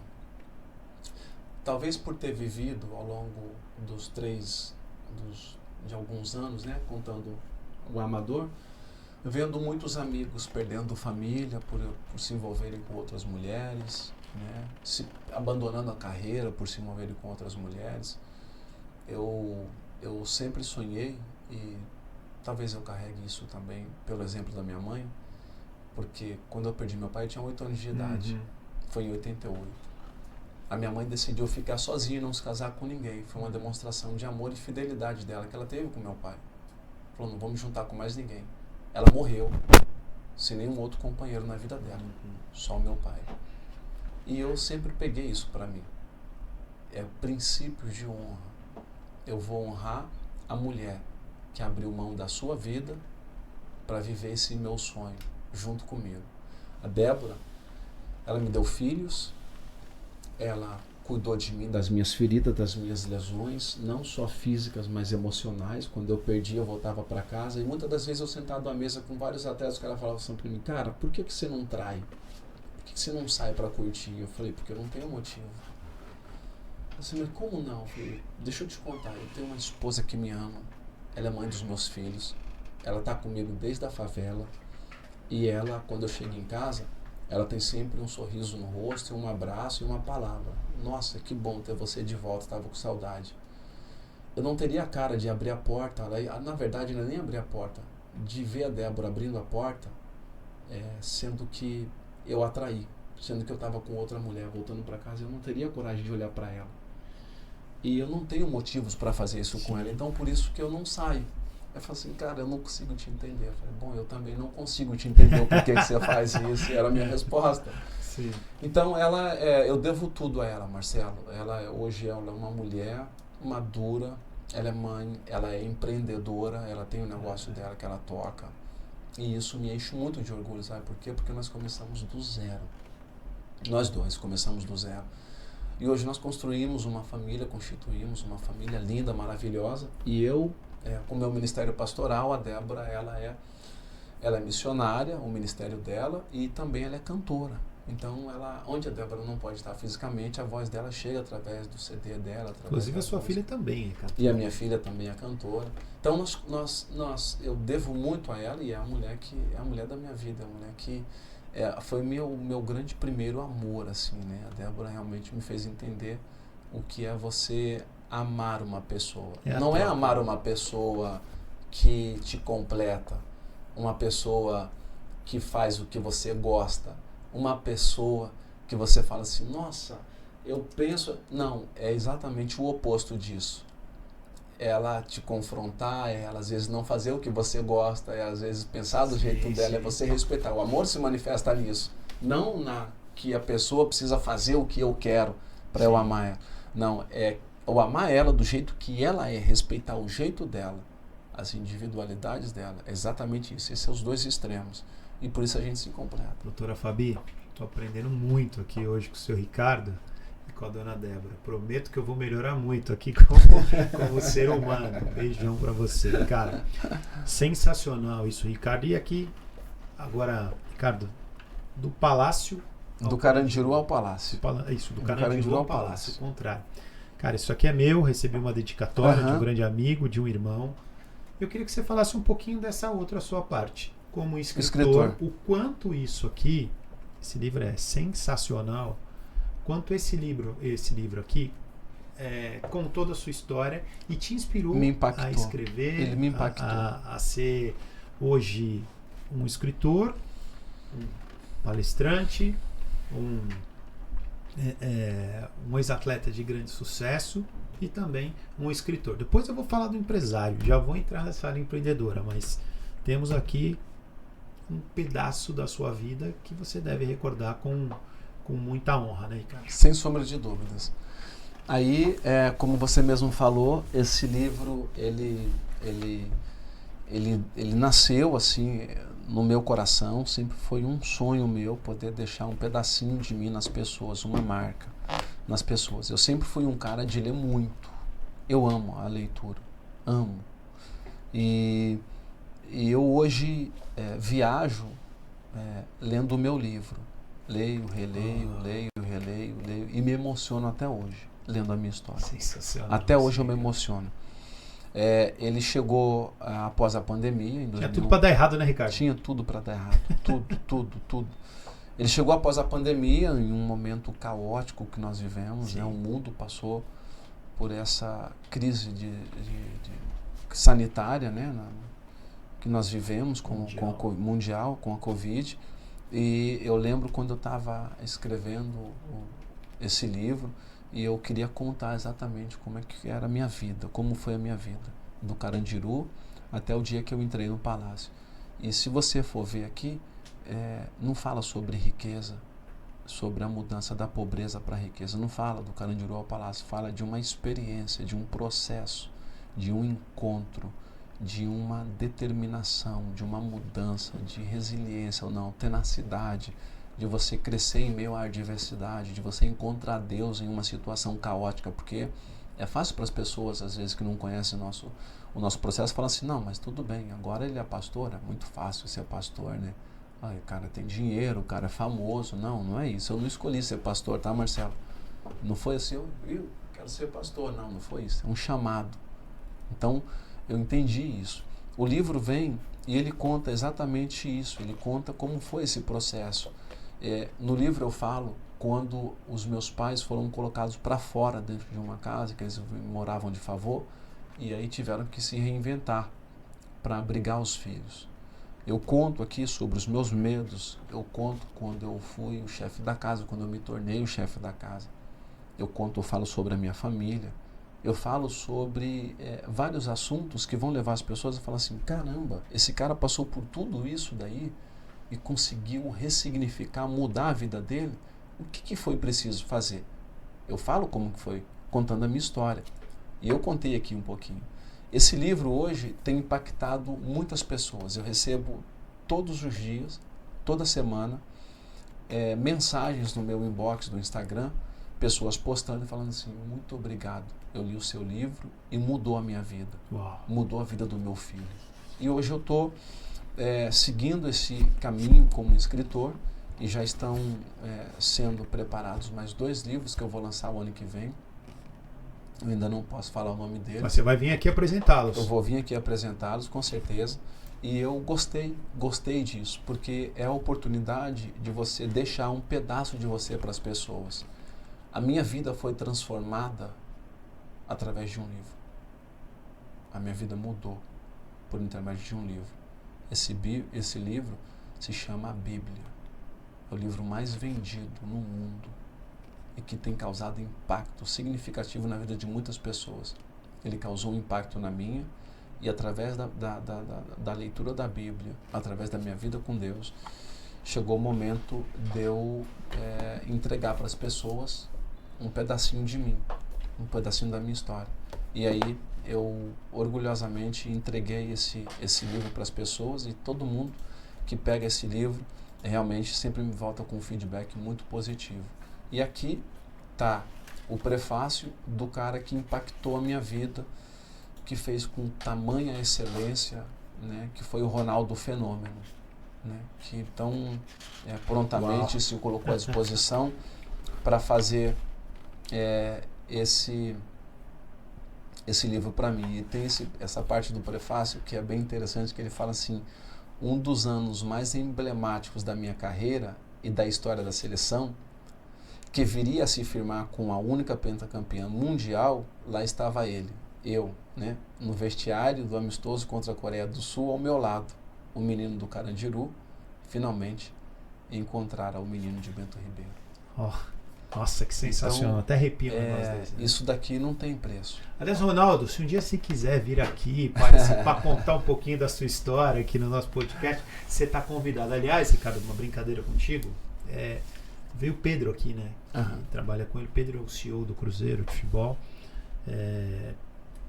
acho que gerente de futebol, diretor de futebol, desculpa, do Cruzeiro. E aí a gente abordou um pouquinho como é trabalhar com o Ronaldo também. Cara, as referências são as melhores. É incrível. É um cara sensacional. Além de ser um cracaço, um gênio, a gente já falou bastante de futebol. E eu falei os meus 3, né? A gente vai voltar pro tema já.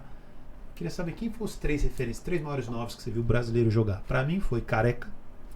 Não necessariamente, eu não vou escolher a posição, tá? Que é muito difícil. Careca é o 3.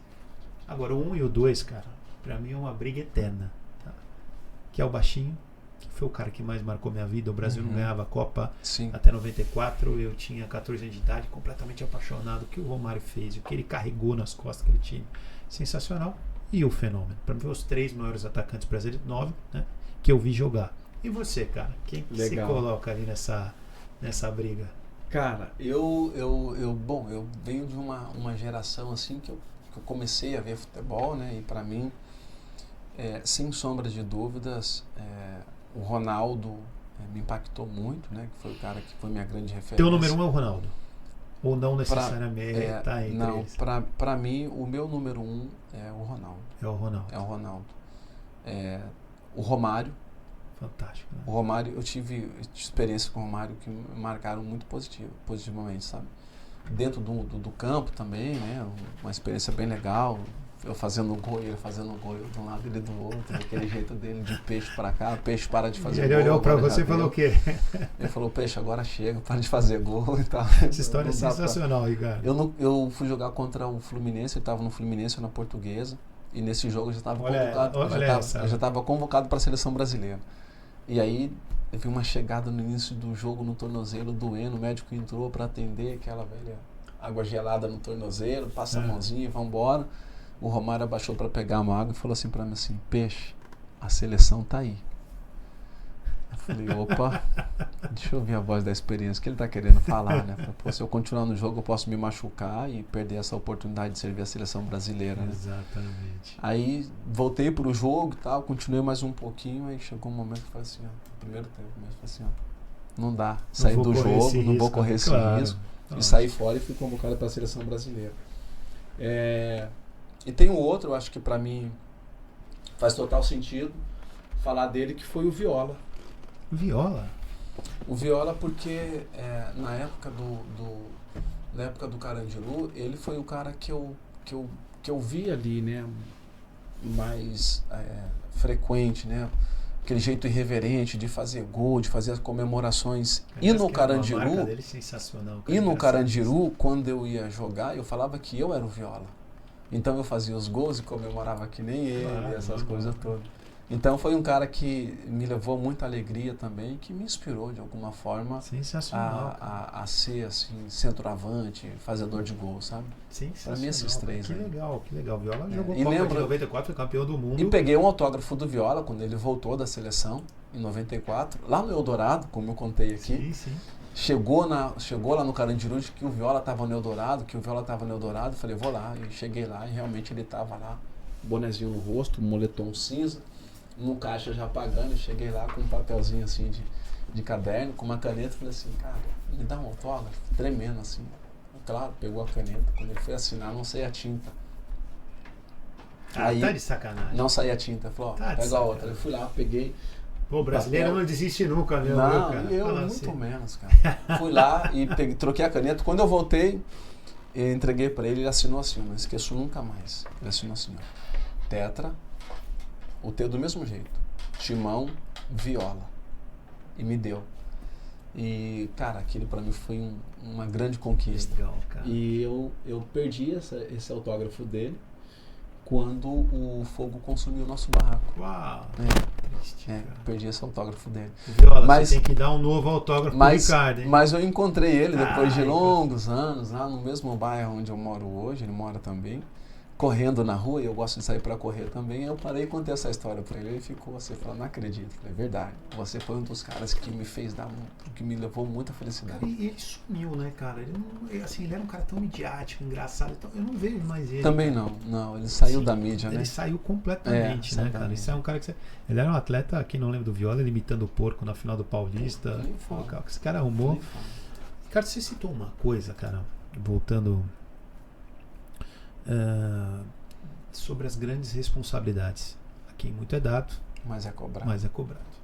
Eu vi uma história de final de semana que me chamou a atenção num filme. Talvez você já deve ter assistido esse filme, provavelmente. São 4 filmes, né? Deus não está morto. Deus não está morto. E ele conta uma passagem de um nigeriano, ele começa a contar e fala, cara, a diferença da América para a Nigéria. Ele falou, cara, a fé na América é diferente da Nigéria. Ele falou, porque na América você tem conforto, você tem um outro tipo de vida. Na Nigéria, para ir na igreja na Nigéria, os caras brigam para ir à igreja. Brigam no sentido de luta. Anda 5 quilômetros, atravessa, né? Porque ali é um suspiro de vida. Porque um dia a mais na vida dessa pessoa, estando ali no meio daquele ambiente tão rústico, tão difícil, é um mérito a ser comemorado. E a América, como é uma vida assim tão confortável, ela talvez não te dá a real necessidade de procurar Deus, o real sentido disso. Então, se lá na Nigéria eles comemoram cada dia de vida e agradecem a Deus, na América isso é um processo um pouco diferente, como se o pai desse muito pro filho, então ele não tivesse muitos motivos a comemorar. O que você entende disso, cara? O que você acha disso? Você acha que faz sentido? E por que você acha que a gente chegou, e aí vamos trazer da América para o Brasil, uma cidade como São Paulo, essa certa preguiça ou essa certa precisa de incentivos maiores para você procurar a fé. A minha experiência, principalmente com a fé, veio de um contexto parecido com esse que você acabou de dar, né? De dificuldade, de uma necessidade, né, para ser preenchida na minha existência. Eu hoje posso falar com exatidão, sem medo de errar, que todos nós temos o potencial da fé, de crer, porque temos a essência de Deus dentro de nós.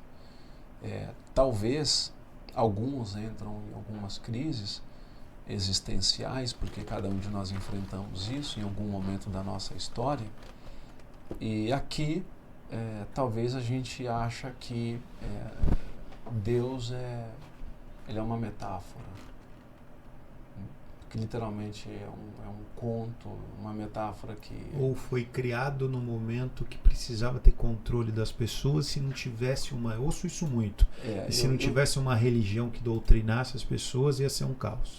Eu também ouço isso e obviamente que eu discordo, porque não faz sentido nenhum. Eu também. Um Deus tão poderoso, em sua maravilhosa graça e amor, decidir criar um mundo que não existia e colocar as pessoas lá para que elas pudessem viver com Ele. Esse é o sentido da criação. Deus cria um mundo, coloca as pessoas lá para que essas pessoas pudessem viver com Ele, para que pudessem ter um relacionamento com Ele. Deus descia, interagia nesse mundo nosso com a família, né, com Adão e com Eva, e Deus ficava feliz com isso, né? Infelizmente, lá, Adão e Eva já estavam dando para nós sinais de que seria assim no futuro, que o homem viveria fugindo, se escondendo de Deus, porque decidiu seguir os seus próprios caminhos. É exatamente isso como eu vejo.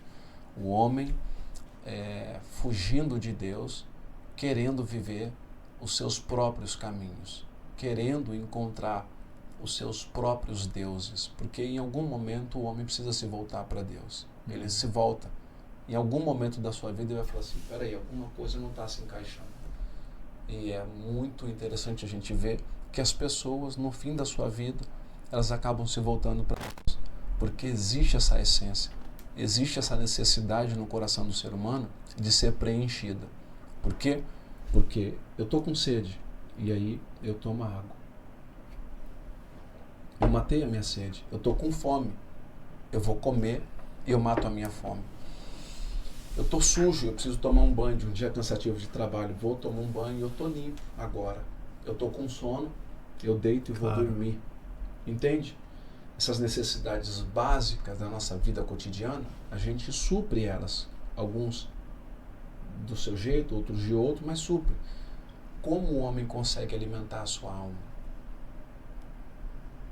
Tudo isso que eu acabei de falar não consegue alimentar a alma, só quando ele consegue se conectar com o espiritual, com Deus, porque é Deus quem é o alimento da alma. Então o salmista Davi, entendendo isso, ele vai falar assim, olha, por que você está abatida, ó minha alma? Ele fala com a alma dele. Ele era rei, pô. Ele tinha necessidades básicas assim, ele tinha súditos, ele tinha pessoas, ele tinha um palácio, ele tinha mordomos, ele era servido com as melhores coisas, mas a alma dele tinha uma necessidade. Então, todos nós temos essa necessidade. Talvez alguns acham que não, mas em algum momento da vida vai ter que se reportar para Deus, porque Ele é o Criador. Ele decidiu criar para que Ele pudesse se relacionar com as pessoas. E as pessoas não conseguem encontrar propósito e sentido de vida se elas não se relacionarem com Deus. É verdade que tem algumas que vivem como se fosse o próprio Deus aqui na Terra. Mas elas, é verdade, tem pessoas que vivem como se fosse o próprio Deus aqui na Terra. Isso é muito bom, cara. Eu posso, eu faço, eu sou e acontece, e eu não preciso de ninguém. Precisa. Você precisa. Porque até para você nascer, alguém precisou te ajudar. Exato. Você já nasceu chorando. Para você crescer, alguém precisou te incentivar e falar assim, tenta de novo, e tenta de novo, e você conseguiu se equilibrar. Só que mesmo assim a vida continuou te derrubando. E quando a vida te derrubou, você precisou de pessoas para te colocar de pé e falar assim, vai, continua que vai dar certo. Você vai superar isso daí. Então, a vida é exatamente um presente de Deus para todos nós. E que nós precisamos valorizar ela. Eu decidi, obviamente, dedicar a minha vida para aquilo que eu coloquei como objetivo e princípio de viver. Hoje, entendendo isso, eu faço trabalho, eu faço as minhas coisas, mas também é impossível. Todos os dias eu tenho a minha vida com Deus, porque eu entendo que quando eu dormi, Marcelo, é assim que eu entendo, tá? Dormi e apaguei, atingi o ápice do sono REM, tá? Eu não sei o que aconteceu nesse tempo. Eu costumo dizer que eu morri durante algumas horas. Sim. Ok? E no dia seguinte, e antes de eu dormir, eu coloquei meu telefone para despertar. E certo de que ia despertar no outro dia. E aí, no outro dia, o telefone tocou e eu acordei. Nossa, eu acordei. O que aconteceu? Eu não sei, só sei que eu acordei. Então eu dobro meu joelho, peço a bênção, como eu sempre pedi para minha mãe e para o meu pai. E eu entendo que ele é o meu pai também. Eu falei, benção, pai. Eu preciso da tua bênção para essa nova jornada, para esse novo dia. Obrigado por me colocar de pé. Estou pronto para esse novo tempo, para esse desafio. Me dá força, me dá ânimo, me dá sabedoria, me dá entendimento, porque eu estou indo para a labuta, estou indo para o trabalho. Então, todos os dias para mim é assim. E se o meu pai, Deus, que é o Criador dos céus e da terra, não me permite acordar, o telefone, nem ninguém ia me colocar de pé. Então, esse é o meu entendimento sobre Deus, sobre a vida. Ricardo, você falou, cara, muito, muito forte isso que você disse. E, cara, eu vou te fazer aqui Você falou sobre pão, sobre alimentação, sobre as necessidades básicas para o corpo e também para a alma. E aí eu me lembrei de um caso aqui, cara. Ricardo, você já ouviu falar em Buzz Aldrin? Não. Nunca ouviu falar. Você sabe qual foi a primeira refeição que o homem teve na Lua? Vou te contar essa história. Em 1969, quando o homem pisou pela primeira vez na Lua, o Apollo 11, todo mundo fala do Neil Armstrong. Foi o primeiro homem que pisou na Lua, que era ali o comandante da tripulação. Nessa tripulação, o segundo homem que pisou na Lua chamava-se Buzz Aldrin. Alan, o diretor, isso é pra você, hein? Pra você contar. Buzz Aldrin. O Buzz, ele frequentava uma igreja presbiteriana e ele pediu pro reverendo que ele pudesse levar durante a viagem o pão da comunhão e o vinho. Então, para quem não sabe, a primeira alimentação, a primeira refeição feita do homem na Lua foi a ceia. Foi o pão e o vinho. Então as pessoas lembram sempre de Neil Armstrong, que foi o primeiro homem e o capitão. Mas o Buzz foi o cara que teve a primeira refeição e a primeira foi o pão e o vinho. Então chegou até a Lua a fé e a espiritualidade dele, talvez por um dos motivos que tenha dado tão certo essa expedição. Perfeito. Então assim, você me fez lembrar muito disso, porque assim, quer dizer, ele Obrigado levou, por compartilhar esse conhecimento também. Ele levou isso para uma esfera muito maior, né, da fé, e ele é bem lembrado a respeito disso. Ricardo, e você tem uma característica, você jogou até os 40 anos, 43, efetivamente. 41 anos você ainda estava no Atlético Mineiro. 40 eu estava no Atlético, 41 eu estava no Curitiba. 41 anos no Curitiba. Alto nível. Então, entrando aqui no seu lado empreendedor, você é a amostra de um sujeito de alta performance, de um profissional de alta performance. Sim. Extremamente disciplinado. Quem olha para o Ricardo, sem sacanagem, se o Ricardo quiser jogar hoje, ele joga. Tá fino, seco, profissional, atleta. E você hoje é um empreendedor. Sim. É um palestrante. e que fala com propriedade de vários temas, por ser pastor, mas também fala de alto desempenho, de alta performance, com precisão. Então eu queria que você desse umas dicas aqui, falasse um pouquinho do seu lado empreendedor também, mas principalmente como é que você vê uma pessoa de alta performance. Nós estávamos até falando antes de eu entrar do Dr. Thiago Volpe, que aí eu vou entrar no tema posterior para falar a respeito disso. Como é que você vê um cara de alta performance? Que é um profissional de alta performance para você? Cara, para mim eu acho que cada um com princípio e objetivo de vida precisa ter clareza daquilo que vai fazer. Eu me propus a jogar futebol e ser um cara extremamente disciplinado, que pudesse extrair o máximo desse esporte e da minha entrega. Alta performance, para falar de alta performance, você precisa realmente ter vivido isso daí. Alguém que começa a fazer algo, ele precisa realmente entender que não vai ser fácil. Ser um cara de alta performance no esporte é para poucos. Ser um cara de alta performance como empreendedor também é para poucos. Eu vejo uma pessoa de alta performance como alguém que realmente vai levar ao limite a sua mente, o seu corpo, e vai apresentar o seu resultado. Um resultado sólido, verdadeiro e que traz impactos positivos, não só para as pessoas que estão do lado dele, mas traz impactos para uma sociedade. Acaba impactando milhares de pessoas. Uma pessoa de alta performance, ela é capaz de resistir todos os caos, todos os problemas que ela venha enfrentar.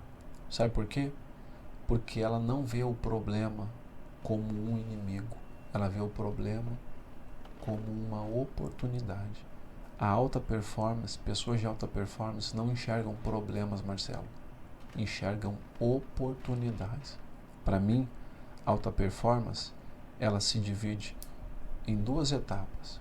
De dia, trabalho, dinheiro, 100%, para crescer, para ser próspero, para se reinventar. E à noite, amor, família, filho, cuidar da saúde, respeitar o seu corpo.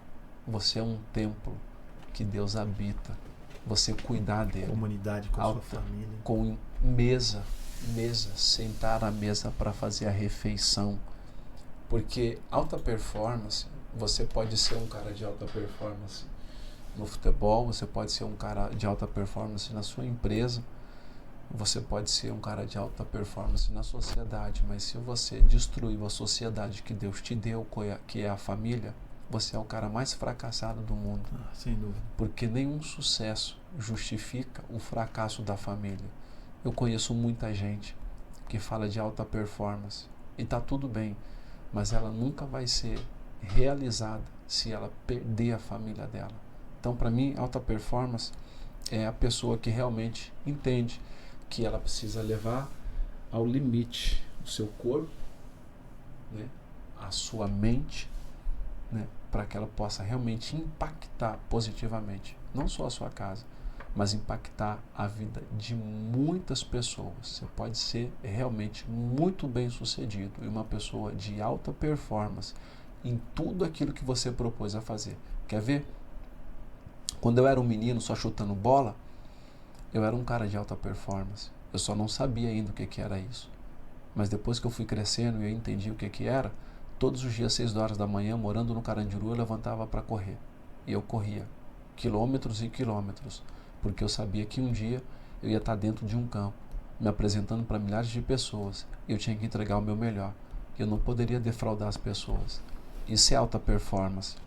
Alta performance é quando duas pessoas estão chutando 2 bolinhas, uma de borracha ou outra de meia. E aí se eu chamar ele para falar, o que você faz? Eu vou chutar a bola. Chutar a bola te interessa? Não, não me interessa. Aí eu pergunto, por que você faz? Eu falo assim, eu jogo futebol. Joga futebol, televisão, mídia, dinheiro, fama, realização, sonhos. Eu quero, é isso que eu quero. São como duas pessoas. Você pega dois pedreiros e vai fazer uma entrevista com um e você fala para ele assim, o que você faz? O outro fala assim, eu sou pedreiro.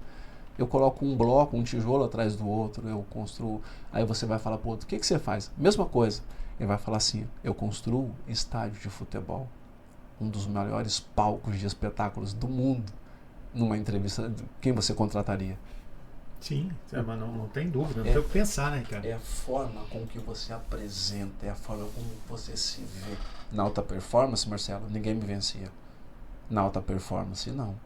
Eu sou um cara que nunca desistiu. Eu sou um cara que de alta performance. O que você quer que eu faça? É isso? É isso. Recentemente, agora, essa semana, eu recebi um vídeo de um amigo. Ele mostrou pra mim e falou assim, olha aí, saí pra correr e fiz 5 km em X tempo. Falei, pô, legal, bacana. Quero ver. Aí eu fui correr. Aí eu mandei pra ele, olha aí, eu fiz 5 km em 22 minutos. O meu pace deu 4 minutos e alguma coisa. O dele tinha dado 6.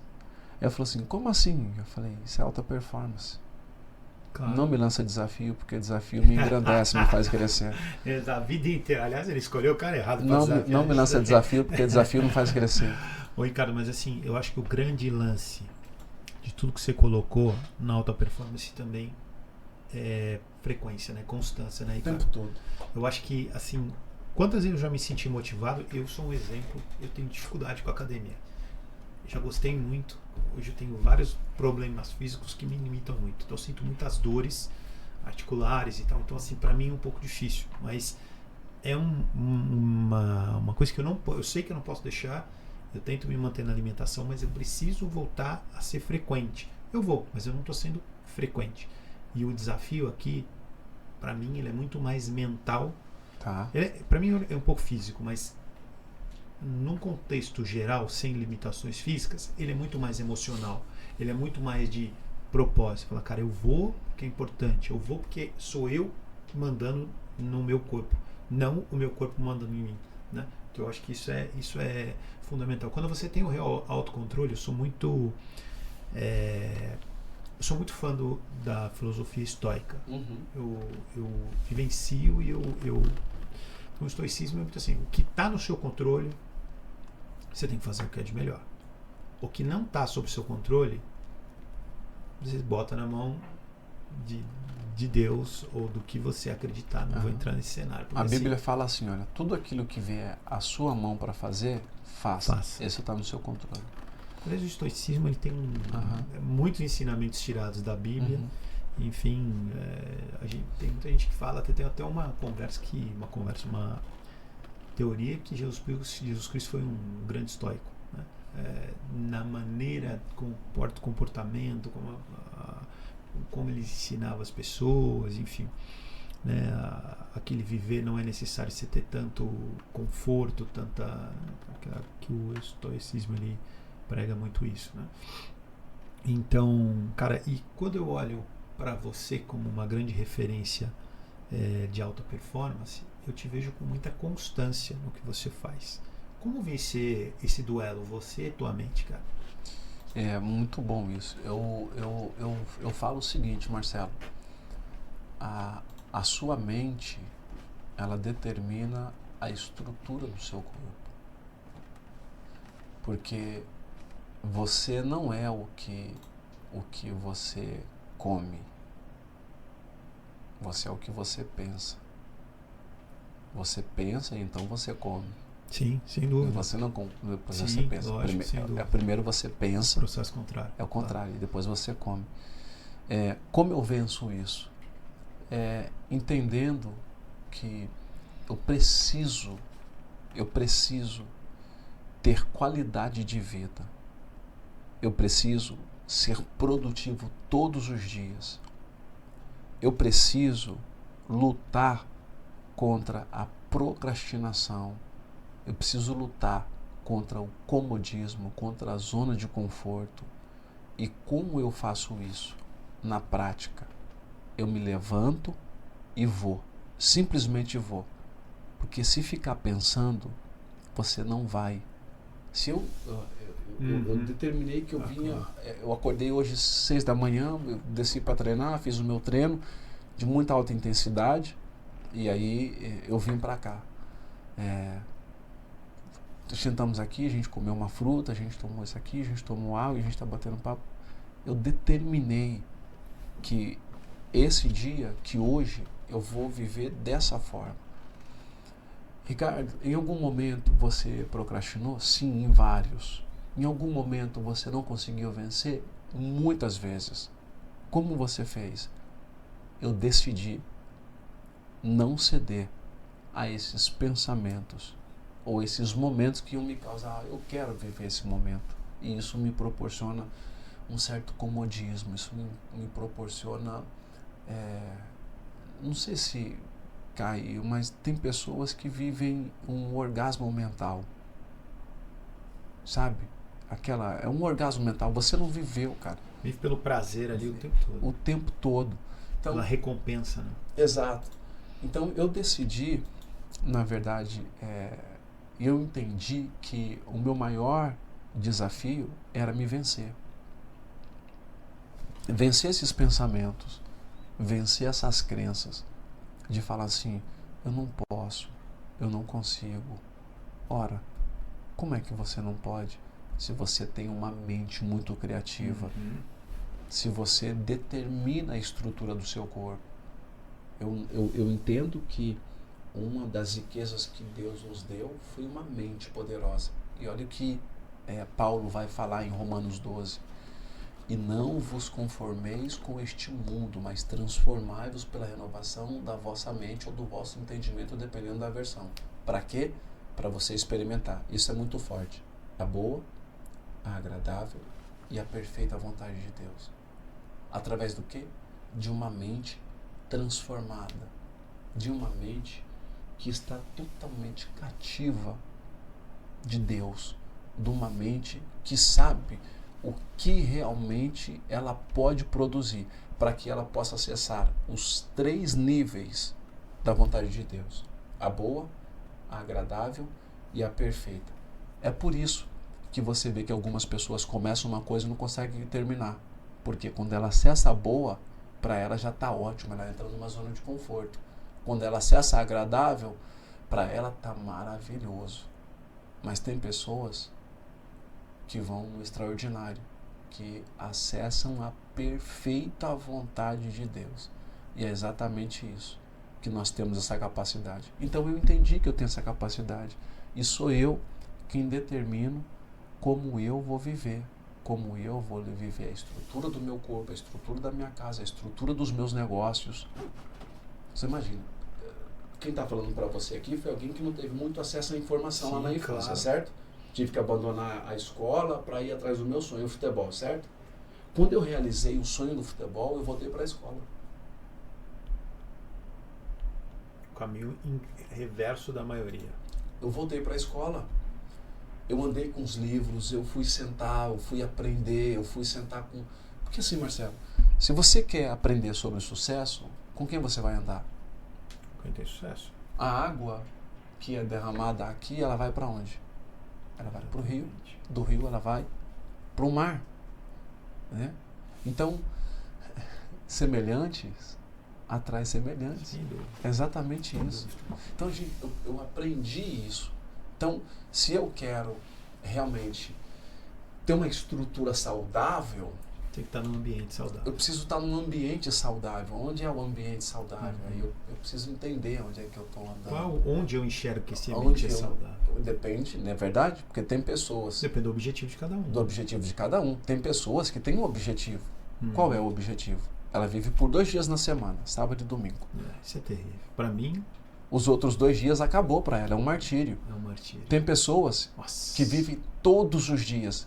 Você conhece pessoas de muito sucesso, milionárias, que trabalham sábado e domingo? Eu conheço bastante. A maioria. Eu conheço bastante. Conheço. Pode ser que eu não o faria, mas respeito. Conheço pessoas que trabalham segunda, terça, quarta, quinta, sexta. Depende muito do sprint, né? Do momento da vida, né? Mas é que o cara, eu digo que o cara trabalha, não é que o cara sai da casa e que vai para a empresa, é que o cara o tempo todo ele está conectado a esse mundo em que ele vive. Então ele nunca desconecta. Tem pessoas que a semana toda é um peso, é um fardo. Mas chegou o sábado e domingo... É alegria. Chegou sexta, 5 da tarde... É o famoso sextor, né? Sexta, 5 da tarde é o dia mais feliz do cara. Como Acabou. Domingo deu 10, 9 horas da noite, rapaz, o cara já começa a depressão. Acabou a depressão. E o dia seguinte para se levantar, imagina. Jesus. Imagina. Como é que levanta? Com esse tipo de perspectiva de vida. Com esse tipo de mentalidade. Exato. Então, eu decidi realmente cuidar da minha mente. Cuidar dessa minha emoção. E eu entendi que a minha mente, ela determina a estrutura do meu corpo. O meu corpo saudável, uma vida regrada, de foco, né, realmente sabendo para onde eu estou indo, vai me dar longevidade, eu vou ser muito mais produtivo, eu vou impactar muito mais pessoas e eu vou continuar, obviamente, conquistando os objetivos que eu tenho, porque eu ainda não me dei por realizado, eu ainda tenho muitas coisas que eu quero conquistar e eu estou no caminho. Ricardo, encaminhando para o final, porque essa entrevista aqui já passou das 2 horas e que bate-papo gostoso, Ricardo. Eu ficaria aqui com você por horas e horas, mas eu sei que você tem compromisso.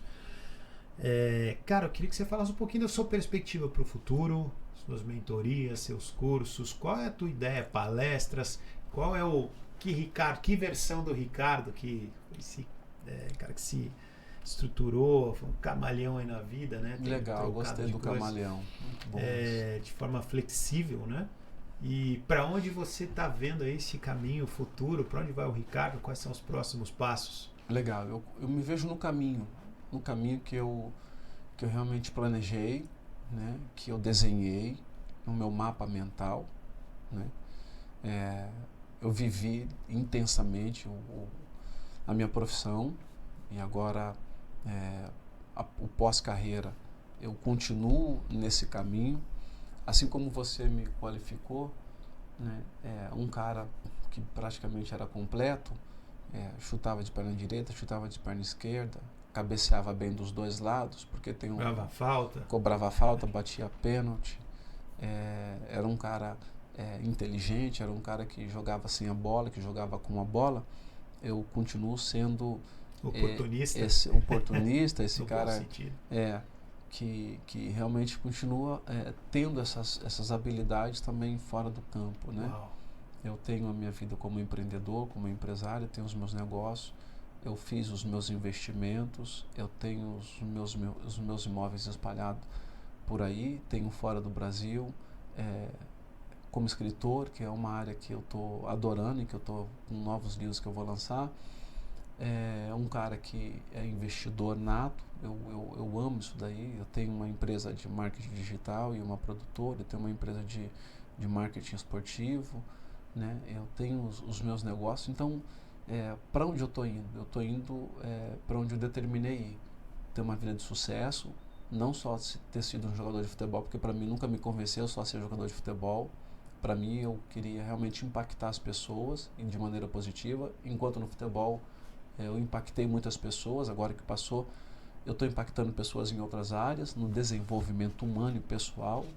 As pessoas entenderem o seu propósito e missão de vida de uma maneira leve, tranquila, saudável, poderosa, né? Para que as pessoas realmente possam entender que há sim possibilidade de você crescer e se desenvolver em várias outras áreas. Poucas pessoas conseguem se comunicar em várias outras coisas. Eu entendi que o meu poder pessoal ele é muito mais poderoso do que o meu poder posicional. E eu explico isso de uma maneira muito clara. O poder posicional é o poder da posição. Enquanto atleta, eu tinha um poder de atleta. Quando eu perdi esse poder, eu escolhi manter o meu poder pessoal. Aonde eu for, por causa da excelência que eu entreguei, por causa daquilo que eu fiz, as pessoas vão reconhecer o atleta que eu fui de excelência, de alta performance.